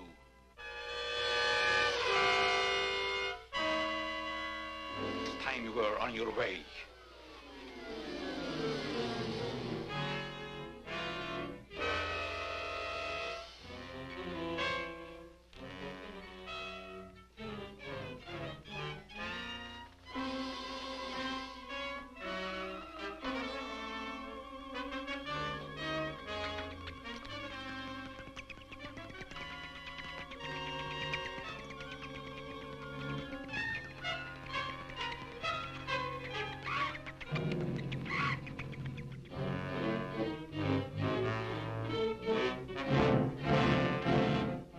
Tonight's a good time while our families are here to announce our engagement.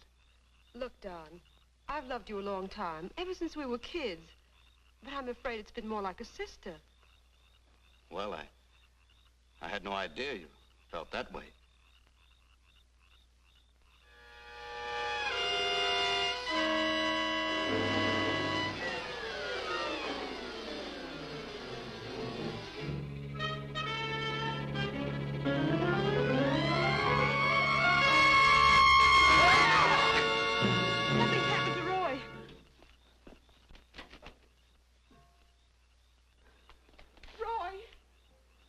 I better call Dr. Carruthers. Oh, please hurry. There's nothing I can do. You mean he's dead? Yes, I better call the coroner. You think it's murder? I don't know. I never saw anything like it before. The jugular vein is severed.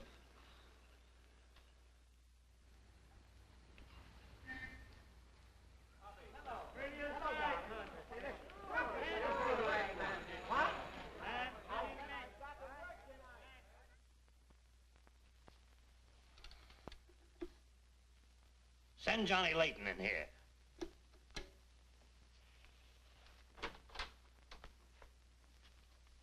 Well, what have I done now? Who wants me fired this time? Nobody yet, but it's still early.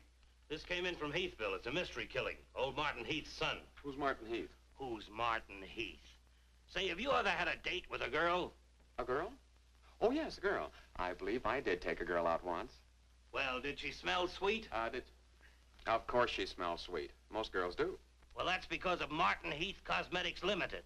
They make all that goo that the women put on their faces so they won't have to wash them with soap and water. I get it. A big man, huh? Yes, and a big advertising account. Grab yourself a photographer and get along over there to Heathville. The coroner's holding an inquest. Find out who really killed old man Heath's son. Okay, McGinty, I'm on my way.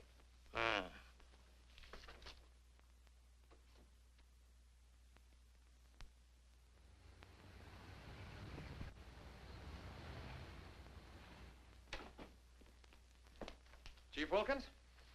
Yeah? I'm Johnny Layton of the Chicago Register. Glad to see you. And this is my cameraman, One Shot McGuire. Hi, Chief. Howdy. Say, we're down here to cover that Heath murder, but we didn't get much information at the coroner's inquest. I thought maybe you might be able to help us. Well, I'm always glad to cooperate with the newspapers, providing they cooperate with me. That's the policy of our paper. Well, to tell you the truth, I haven't got very far with this thing myself. Oh, here's something that might interest you. It's a picture of the victim's wounds. You'll be able to see it better with this glass. Are these scratches on the neck and shoulders? Yes, but we can't determine the source. They're too deep for fingernails, too shallow to have been made by a knife. They're more like claws. That sort of bears out Dr. Carruthers' theory at the inquest of a wild animal. Have there been any circuses around here lately? No. Heard of any animal escaping from a zoo? No. Couldn't have been one of those African leopard men. They use steel claws. This isn't Africa. Okay, Chief, I was just trying to help. Chief, are you sure there's no clue you're holding back while investigating? Well, since you're going to work with me on this case, there is a clue, and a very weird one. The autopsy surgeon says that such wounds could have been made by the beak and talons of a bird. A bird? Why, there aren't any birds around here big enough to attack a man. How about an eagle? We know it wasn't a bird. How do you know that? Because we found several hairs on the shoulder of Heath's coat. Ah, Chauchet La Femme. They're not human hairs. What kind are they? Well, it may sound silly, but the laboratory test shows that they were from a mouse. Well, who ever heard of a mouse big enough to kill a man? Say, a bat has hair like a mouse. Well, the only bats around here are no bigger than sparrows. There was a peculiar odor about the wounds, but they were so faint and elusive that the police chemists have been unable to identify it. Then it does give us something to work on. Well, if the scent was a clue, it's been destroyed by evaporation. Say, Chief, do you mind if I do a little sleuthing around on my own account? Certainly not. Go ahead. If I can help you any, why... You can. Miss Heath seems to be the nearest to an eyewitness of the crime. I'd like to have a talk with her. Can you arrange it? I think I can. Well, Dr. Crothers refused to let her speak to us. We tried that this morning at the inquest. Well, don't you worry about Dr. Carruthers. He's one of the finest men in Heathville. He just thought you'd add to Mary's grief so you could get sensational newspaper stories. I'll arrange an interview. Thanks, Chief. I'll keep in touch with you. All right. 48J. Miss Heath, did your brother have any enemies that you know of? Why, no. Everybody in the village liked Roy. Mm-hmm. Well, what did he do at the factory? He had charge of the experimental department where the new products are developed. Oh, here comes Dr. Crothers. Hello, Doctor. Hello, Mary. I took a shortcut from my laboratory through a garden hedge. You met Dr. Crothers at the inquest this morning. Yes. Mr. Layton, I hope you'll forgive me if I seemed a little abrupt. But I'm fond of Mary. And considering the ordeal she already went through, I wanted to protect her from dwelling too much on the tragedy. Of course. You were quite right. We're working on the case with the police now. Yes, I understand. Chief Wilkins phoned me. And if I can be of any assistance, just call on me. Thanks. Won't you sit down?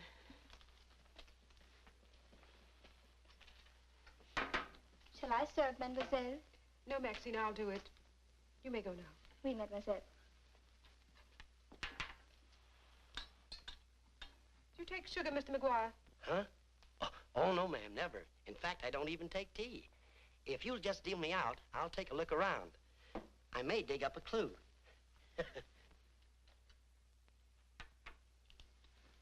What do you think of Dr. Crothers' theory about a wild animal, Mr. Layton? Well, frankly, I don't think much of it. I can't say that I blame you. But I, as a scientist, take many things into consideration a layman might overlook. For instance? The jagged nature of the wound, the rapidity with which the murderer escaped, the scratches from talons or claws. But when an animal attacks a human, there's bound to be a lot of noise. You heard Miss Heath testify there was no sound of a struggle. No. Only those awful screams. It's very puzzling, very mystifying. Doctor, when you last saw Roy, did he seem worried or nervous or moody? No, not at all. On the contrary. He was in the best of spirits. Well, I've got to get back to the village now and follow my story. You'll excuse me? If you find it necessary for us to talk again, you may come back at any time. This evening, if it's all right with you. I'd like to spend some time here. Why, yes, that'll be quite all right. Thank you. Goodbye, Miss Heath. Goodbye. Goodbye, Doctor. A little more chiffon, baby. I do not understand. Oh, you know what I mean. A little more of your stocking. Like these? Sure, I like 'em. Who wouldn't? Now, hold nice and still, because this is going to take a little time.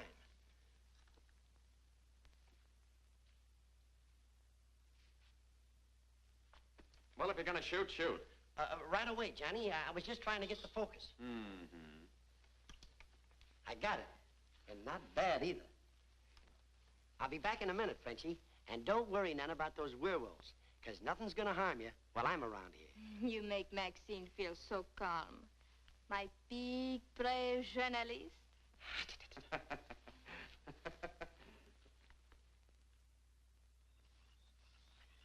This is my idea of nothing at all. Sitting here waiting for an animal to give us an argument.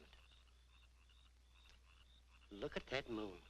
And I had a date with Frenchie. Oh, stop crabbing. We're supposed to solve a murder. You, Big, brave journalist. This is the first time I've ever been invited anywhere and asked not to shave until after I get there. I wanted to observe your exact reaction when you tried the lotion. Oh, now I understand. I want this lotion to be perfect before turning it over to you to be marketed. Here. It's a little strong. That'll make the customers think they're getting their money's worth. Oh, that feels great. Very soothing. I don't think you ever use anything else. Well, we wouldn't want to market anything we wouldn't use ourselves.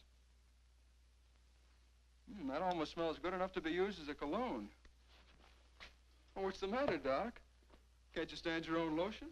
I have a violent dislike for perfumes. Oh, I'm sorry. All right, Tommy.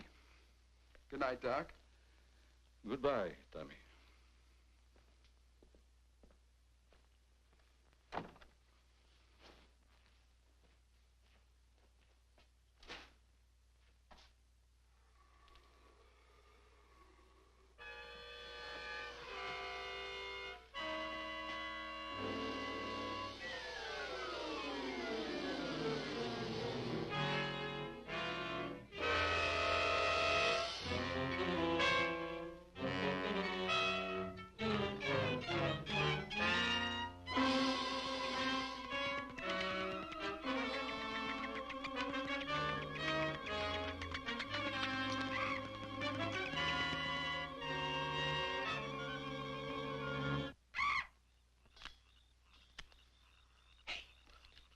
What's that? Where? Over there, something's moving.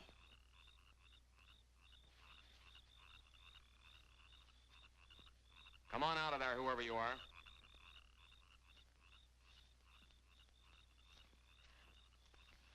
What are you doing out here, Miss Heath?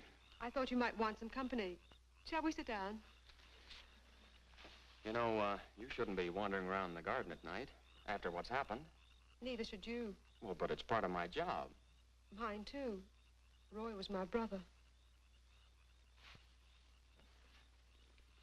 Be careful, I think it's Tommy. Hello, Tommy. Hello, everybody. Hello, Tommy. darling. What's up, sis? Mr. Layton wanted to stay in the garden for a while, so I joined him. Don't tell me you're waiting for that animal Dr. Carruthers mentioned. So you don't believe it either? I certainly do not. It's ridiculous. But somebody or something killed your brother. And I suppose you're working on the theory that the murderer always returns to the scene of the crime. Perhaps I am. Well, not for me. If you'll take my advice, Mary, you'll leave these gentlemen to their vigil and go to bed. That's what I'm going to do. Good night. Good night, Tommy.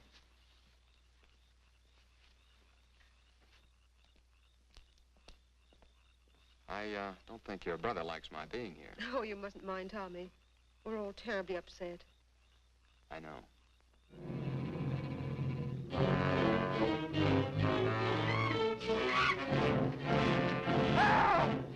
Tommy! Come on.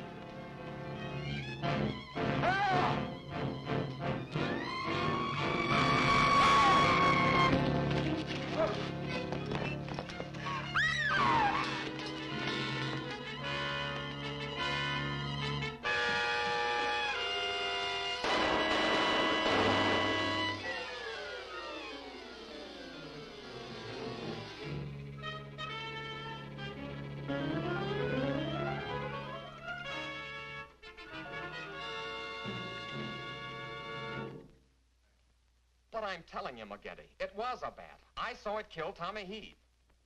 Listen, Johnny, I want you in one shot to come on home or I'll fire both of you. I'm not coming home, and neither is One Shot. I'm keeping him here to get a picture of the devil bat.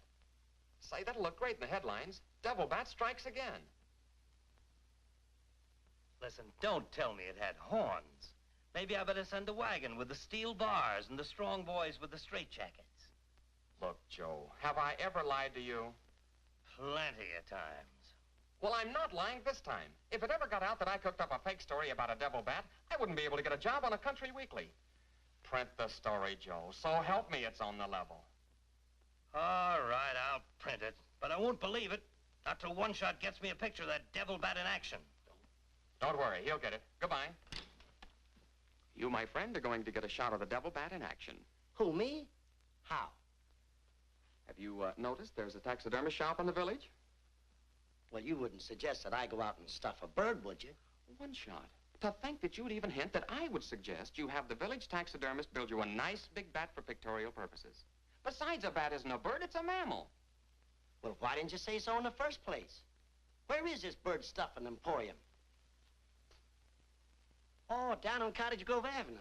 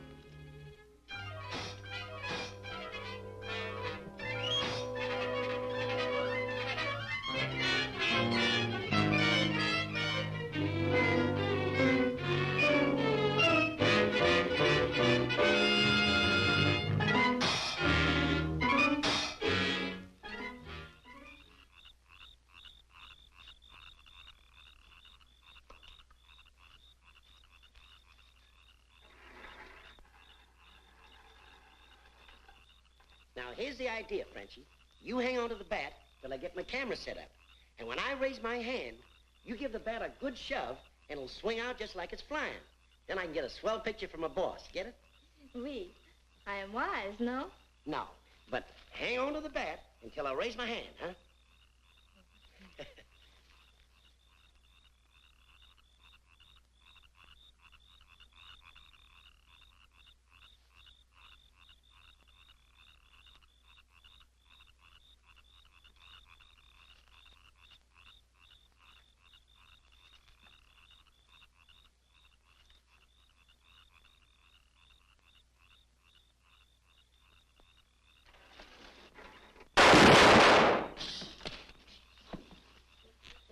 Sherry, are you hurt?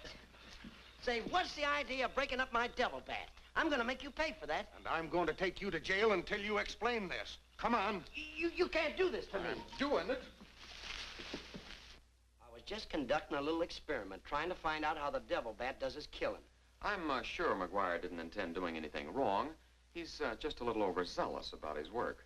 Yeah, with the town in an uproar, and everybody terror-stricken, wondering whether he's going to be the next victim, I don't want any more trouble stirred up, even with an artificial bat. You'd better get back to the hotel. I want to talk to the chief alone. Is it all right, Chief? Yeah, but be careful in the future. Ever smelled anything like this before?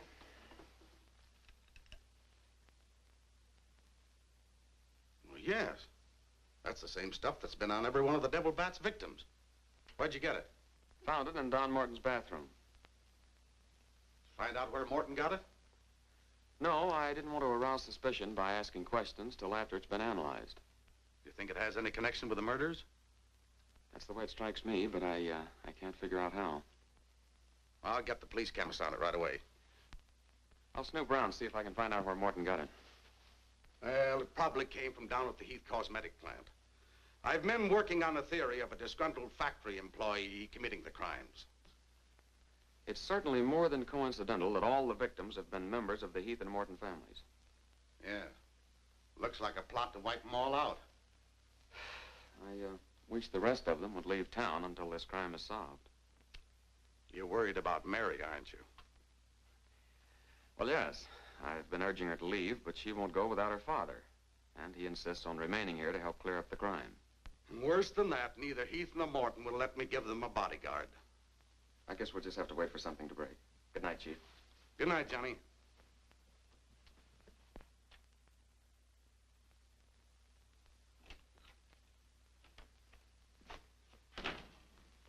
Boy, if I got a picture, it'll knock McGinty dead. Meet the double bat. Well, how about that wire? Looks as if the bat's on a flying trapeze. Oh, but I'm not through working on it yet. See, I can touch this picture up so the bat will look like he's got nothing around him but nothing. Okay, Rembrandt. You win.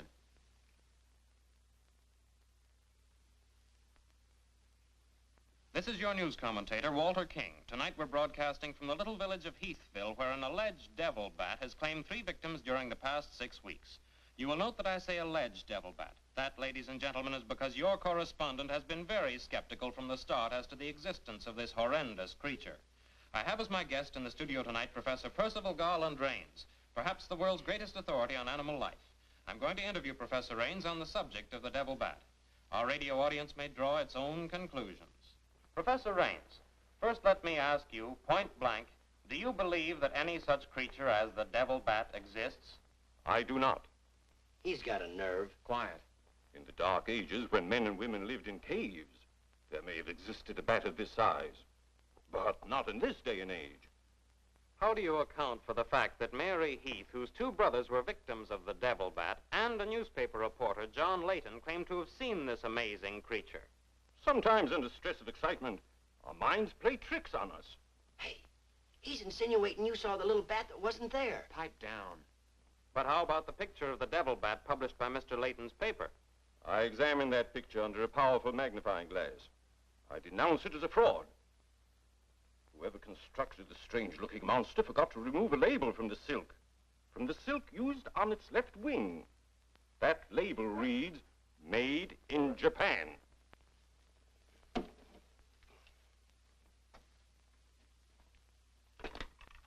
Put through a hurry call to Heathville.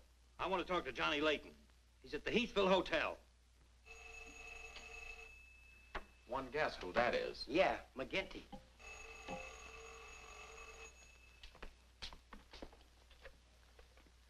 Go ahead, pour it on. So you slipped over a fake picture on me, huh? Well, you're fired, both of you. And I'll see to it that you never work on another newspaper as long as I live. Made in Japan. You tell One-Shot McGuire he ought to be snapping photos in a booby hatch. Both of you, come on in and get your final checks. Oh, no. We're not coming in to get anything. All right, so we're fired. But we're staying here just the same. I saw that bat. We're gonna stay here till we catch that bat, and when we do, I'm gonna bring it in and stuff it down your throat. Goodbye. Well, we're fired. Again. That's him calling back to apologize. Now, you give him a good scare. No use begging us to go to work for you again, McGetty. You fired us and we're staying fired. Oh, Mary, I thought it was somebody else. Johnny, why did you make a joke of a tragic thing like this? But it wasn't intended as a joke, Mary. I was only trying to get the news. I suppose you call it getting the news when you arrange to print a picture. That's a deliberate hoax. That has the entire country laughing. A grand joke, Johnny. But somehow I can't appreciate it. But I can explain that picture. Don't try, Johnny.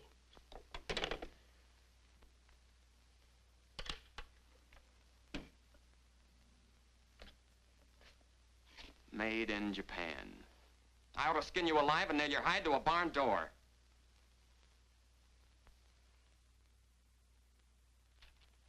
Here's the chemist report on that shaving lotion. I see he couldn't break down one of the ingredients. Yes, he said it must be some element with which he's not familiar. We won't get anywhere until we identify it.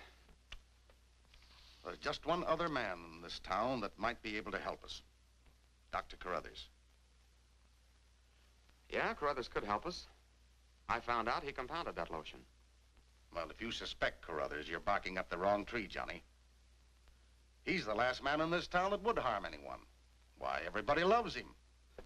Maybe so. But here's something else I dug up. The Heath and Morton fortunes are based on a greaseless cold cream formula Dr. Carruthers invented. So what? All the doctor got out of it was $10,000, and the others made a fortune. Well, it's common knowledge that He sold out for cash when he could have had an interest in the firm. Just the same, every victim had this stuff from his laboratory on him. Maybe you've been working too hard on this case, Johnny. I'd like to get his reaction on the stuff. If he denies knowing anything about it, we'll know there's a tie-up somewhere. I think you're balmy. But just to show you that I'm following up every clue, we'll talk to him. We'll, put this in another bottle, and without telling him we know he compounded it, ask him to analyze it. Doc, I hope we're not upsetting your work barging in on you this way. No, no, not at all. I'm anxious to help solve these crimes. All the victims were very dear friends of mine. Here's a sample of the stuff young Morton and the two Heath boys had on them when they were attacked by the devil bat. Of course, it doesn't make sense to me that a bird would choose only people using that particular stuff. A bat is not a bird. It's a mammal. Well, anyway, our police chemist couldn't break down one of the ingredients. We thought perhaps you could. Why, I compounded this myself. It's a new shaving lotion I'm experimenting with. The ingredient your chemist couldn't break down, I discovered years ago in Tibet. How did you happen to put it in a shaving lotion? Oh, the lamas use it in some of their religious rites as a perfume. The scent is very pleasant and can't be imitated by competitors. But what were Don Morton and the two Heath boys doing with the stuff? Oh, it is the policy of our firm to try out any new product before marketing it. Well, that knocks our theory into a cocked hat. Yeah. We were hoping the unknown ingredient might turn out to be some sort of a clue. This isn't the kind of bottle I give it out in, but I presume your chemist changed it when making the analysis. Yeah. Is there anything else I can do to help? Tell me, did you hear Professor Raines on the radio last night? Yes. It was very interesting and very asinine. You mean you believe there is a devil bat? Why not? You saw it, didn't you? Well, sure I did. So did Mary. Then why worry about what one scientist says? That one scientist got me fired. Oh, you mean your newspaper discharged you? That's right. Oh, that's too bad. Then you're believing Heathville before the mystery's solved. I'm afraid not. I'm going to stay here and work with the chief. Since you're going to stay here for a while, I would like you to try out a bottle of the new lotion and tell me how you like it. And you too, Chief. No, not me, Doc. If my wife ever smelled perfume on me, she'd suspect me sure. Well, Mr. Layton, I understand you are not married. All right, I'll try it in the morning when I shave. I guess we better be going, Chief. See you later, Doc. So long, Dr. Crothers. Goodbye, Mr. Layton.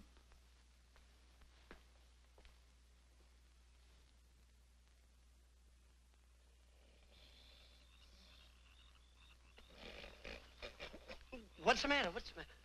Does that smelly shaving lotion put you to sleep? Well, why'd you tell the doc you're going to use it if you think it's smelly? Oh, I don't know. I guess I was a little ashamed of ever suspecting the old duck. Well, I like it, and I'm going to tell him so. What time is it? After midnight. Midnight? Oh, there ain't no use of waiting around here any longer. This must be the bat's night off.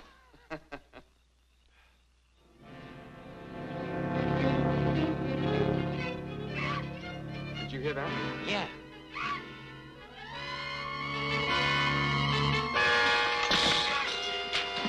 Get that camera ready.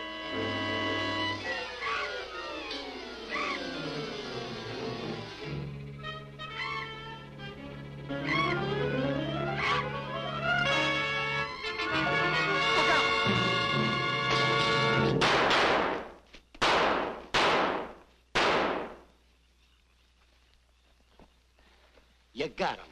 Listen, Johnny, I'm going to cook that bird personally for McGinney, and I'll even stuff it myself.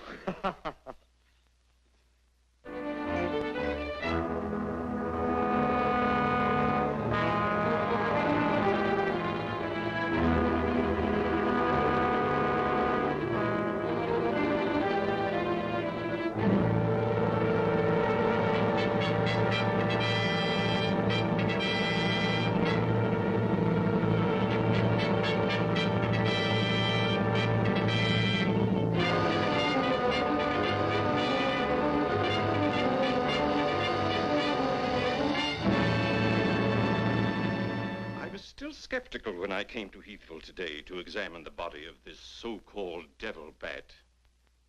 But after seeing it personally and making exhaustive research, I've arrived at the conclusion that the creature is the lone survivor of a type of giant bat which existed in great numbers during the early part of the Neolithic age.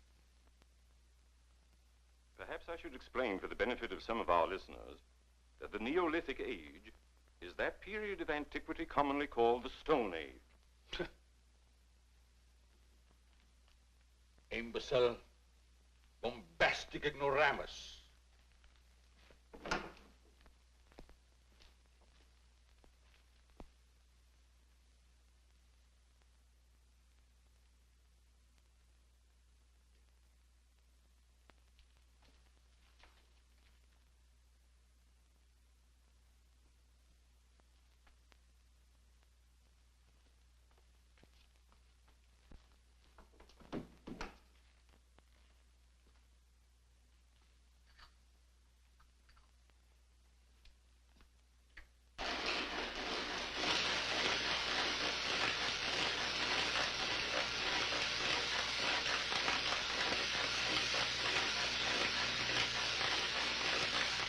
McGinty, but one shot and I are not interested. At your prices.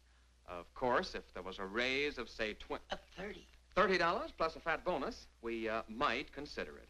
You're hold-up men, both of you. I refuse to be robbed. Have it your way, McGinty. Have it your way. But we have the bat's corpus delicti and the exclusive picture. Of course, I've got an eyewitness story that 2 syndicates are bidding for. And don't forget, you gotta pay us for the time we were fired.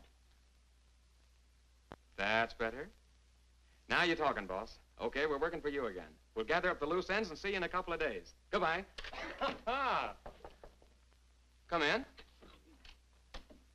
Hello, Johnny. Well, Mary. Johnny, I came to tell you that I'm sorry I said what I did the last time we talked. Do you suppose... well, I don't know how to say it, but... I do. Miss Heath, do you suppose that little French girl would apologize to me if I looked her up? Positive she would.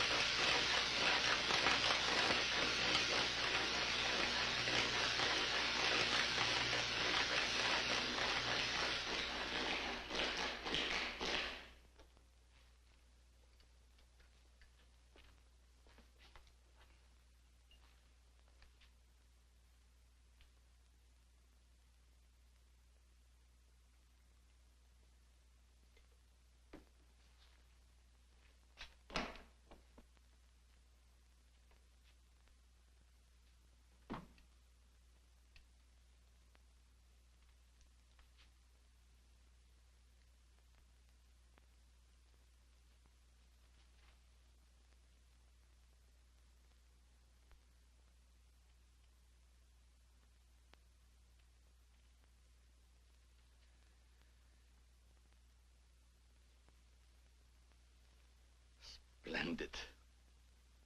You will be even greater than your unfortunate predecessor.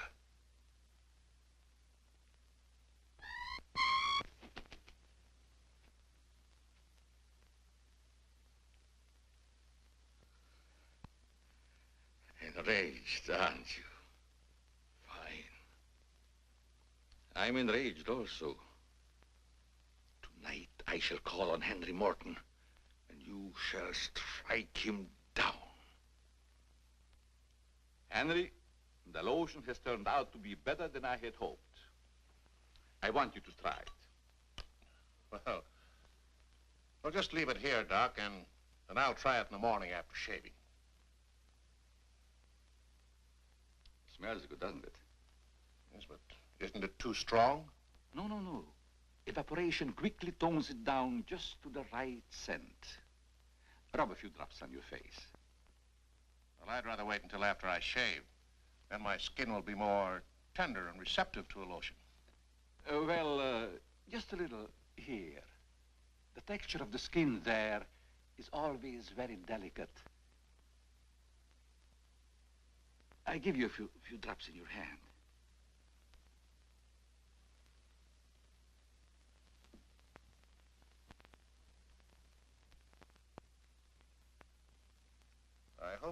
right about that scent evaporating quickly. I smell the high heavens. Perhaps that will be the secret of its success. Well, you can never tell what's going to happen in this business. You can believe me, Henry. You don't have to worry. Yes, I can believe that, Doc. All of your formulas have been highly successful. Oh, I've been going over the report of the company's annual earnings. A net profit of over $1 million.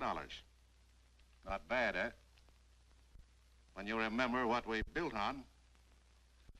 A mere $10,000 for your formula. You shouldn't have demanded all cash, Doc. You should have ridden along with us. Then you'd be rich, too. Well, but then you've had a lot of fun in your laboratory with your experiments, dreaming up something new. You're a dreamer, Doc. Too much money is bad for dreamers. So you try to pay me in flattery, telling me that I'm a dreamer. Well, I do dream. Dreams that you could never guess.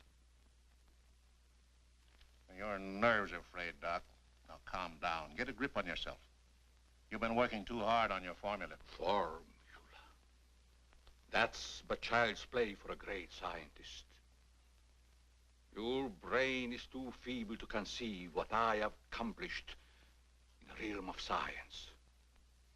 Doc, you've made some great scientific discovery. What is it? When you'll find out, Henry, it'll be too late for you. Oh, come, Doc. You can't pretend to control a man's destiny. I've already proved it 3 times.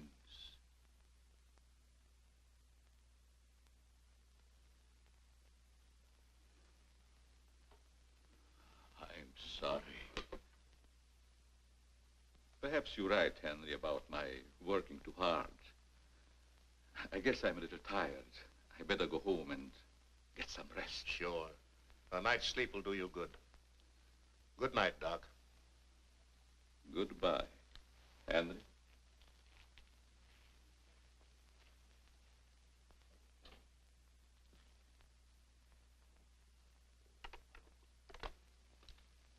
$36J. Hello? Oh, that's you, Martin? Yes, Henry. I want you to call Chief of Police Wilkins to come to your house immediately. It's very important. Chief's here now. Well, don't let him leave until I get there. What on earth's happened? I think I've got a clue to all those murders. It may peter out, but if half what I suspect is true, it's the most diabolical plot that a madman ever concocted. What is it? Talk about the absent-minded professor. I forgot my hat. Henry, what is it? I'll tell you all about it when I get there. I hope I didn't intrude on a private conversation. No, nothing important.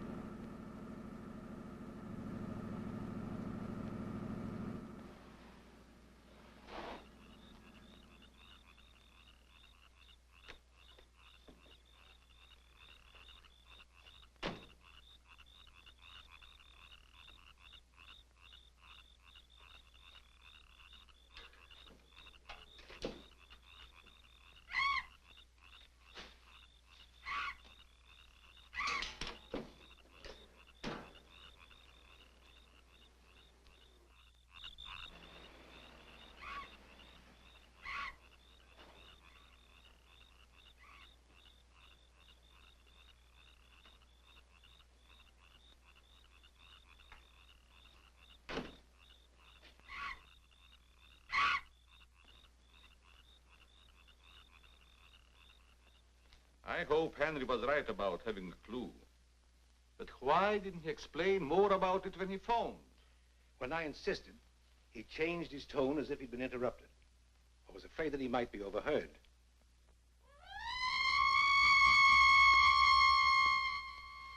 What is that squeaky sound? Oh, just some night noise. Help!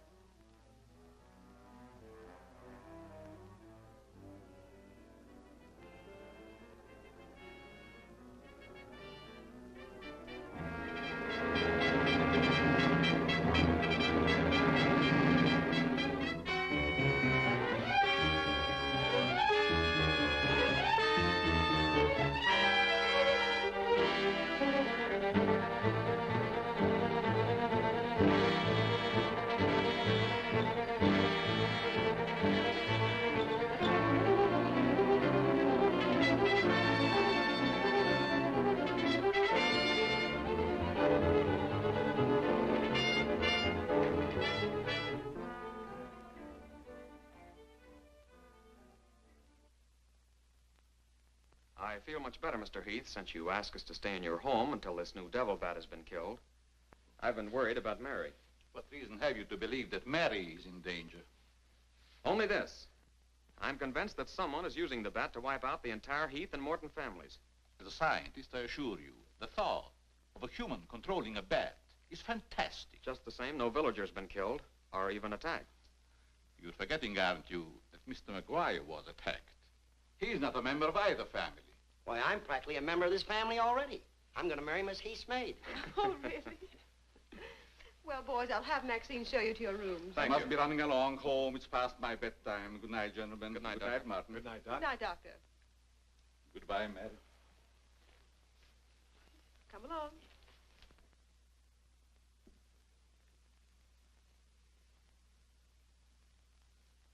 Maxine? Oui, mademoiselle.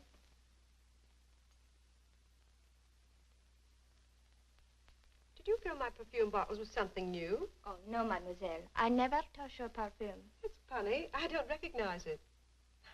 Perhaps Dad filled them as a surprise. He always does that with every new perfume the plant puts out. Is there anything else? No, Maxine, that's all. Good night. Good night, mademoiselle.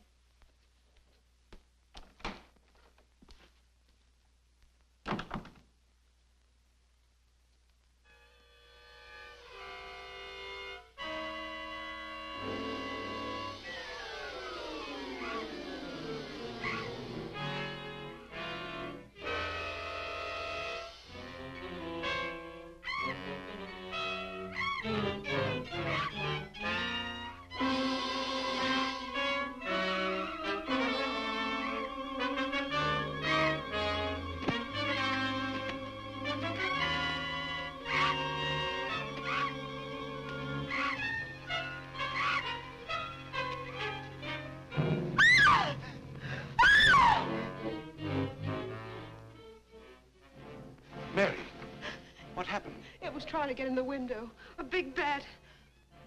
Oh, it was awful.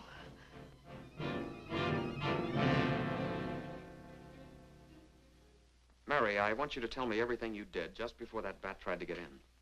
Well, first I took a bath. Then I brushed my hair, and Maxine came in and turned the covers down. And then fastened the screen, which somehow had come unhooked. Yeah? Go ahead, what else? Well, then we talked about some new perfume that someone had put in my dressing table bottles. Dad, did you put any new perfume in my bottles? No, I didn't. Is this the stuff? Yes. Tony, this smells like... Hey, quiet.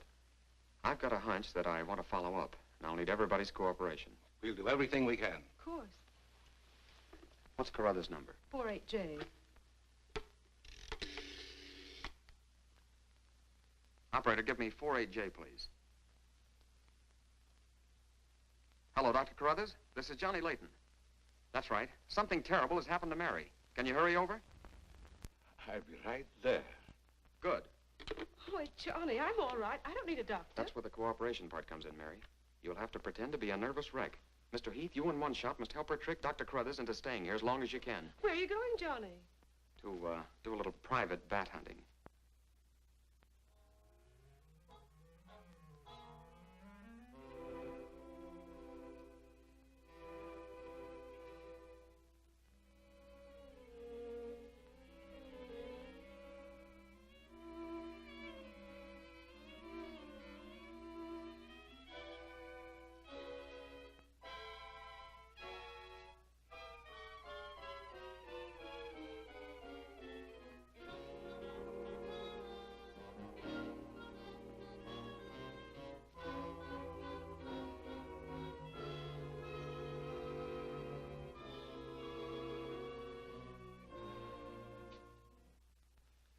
devil bat tried to get through that window. If she's suffering from fright, I give her a sedative. Where's Mr. Layton? Why, I guess he's out in the garden hunting the devil bat. Layton is a very brave young man. Give Miss Heath one of these every half an hour. Oui, Doctor. It will quieten her nerves. But, Doc, hadn't you better stay until she's quieter? She'll be all right in the morning. Hey, Doc, I don't feel so good myself. Would you mind taking my temperature?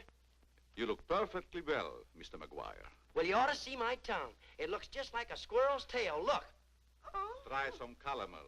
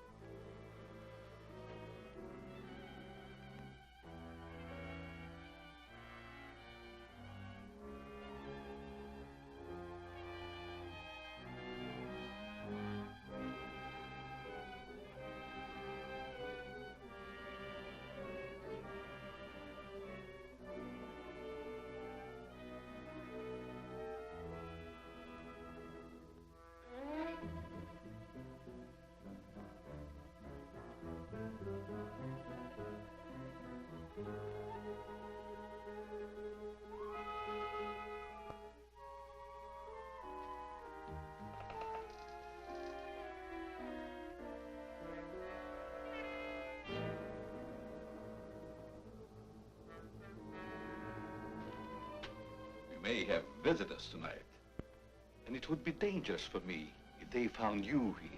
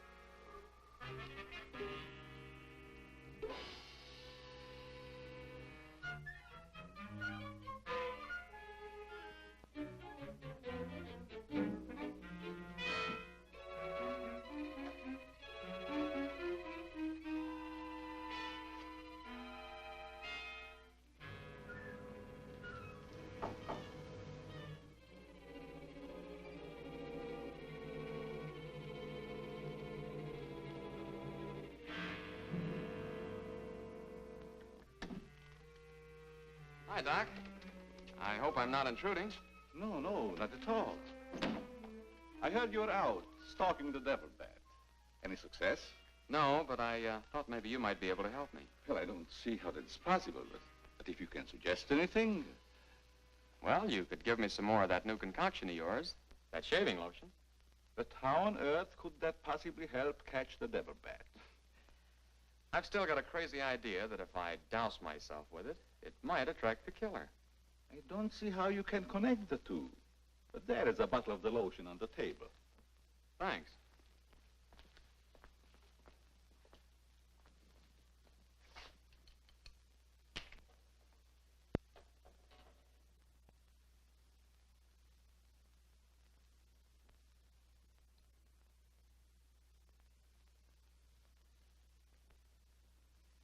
You see, Doc, I figured out something. All four of the murdered people had this lotion on them when the devil bat struck. Now, my plan is to sit in the garden, and when the killer makes one of those power dives, I'll blast him. Layton, I'm afraid all these murders have affected your mind. Maybe you'd like to come along, Doc, and be an eyewitness. I'm sure it would be just a waste of time, but I'd be glad to watch your experiment. Good. I knew I could count on you to help me.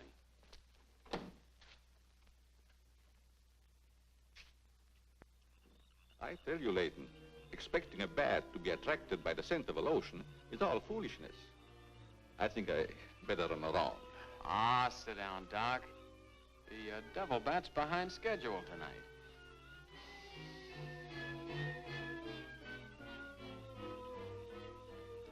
You aren't very chummy tonight. What's the matter?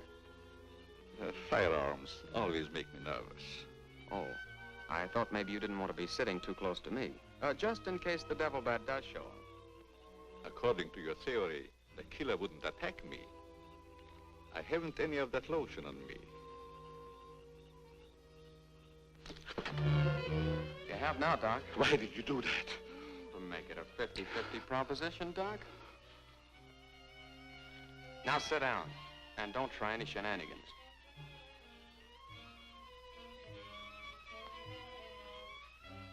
Not so funny when it's your own jugular vein that's in danger. Is it, Doc? I don't know what you're talking about. Maybe you made a mistake when you let that devil bat of yours out of the attic tonight. Don't worry about the bat killing you. I'm saving you for the hangman.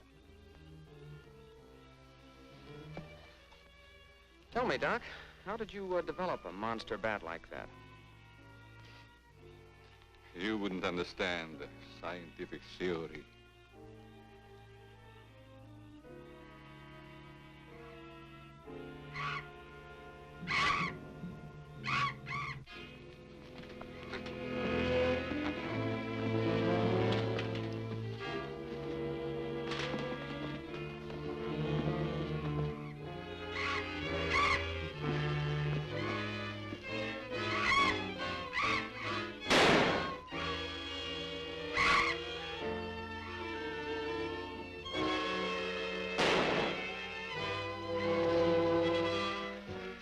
Chief, what are you doing out here? Young fellow, don't think that you're the only man working on this case. And it was lucky I was here, too. Thanks. Did you kill the devil bat? No, he got away. Well, here's one bird that didn't get away, and he's the murderer we've both been looking for. Quick, shoot it!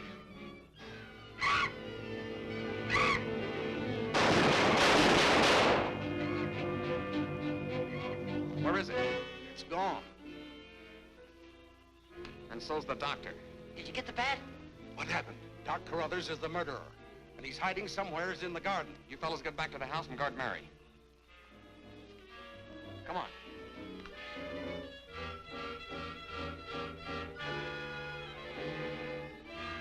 Doctor! Dr. Carruthers! Doctor! Has anything happened to Johnny? Is he hurt? They took him up to my place. You better come along with me.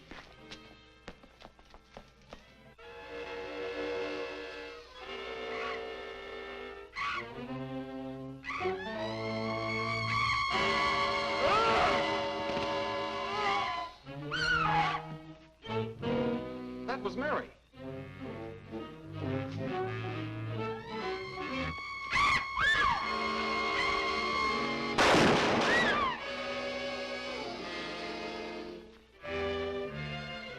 Are you all right, Mary? Go help Dr. Carruthers. He's over there. That devil bat belonged to the doctor, Mary. He created it to commit those murders. Well, it's too late to help the doc.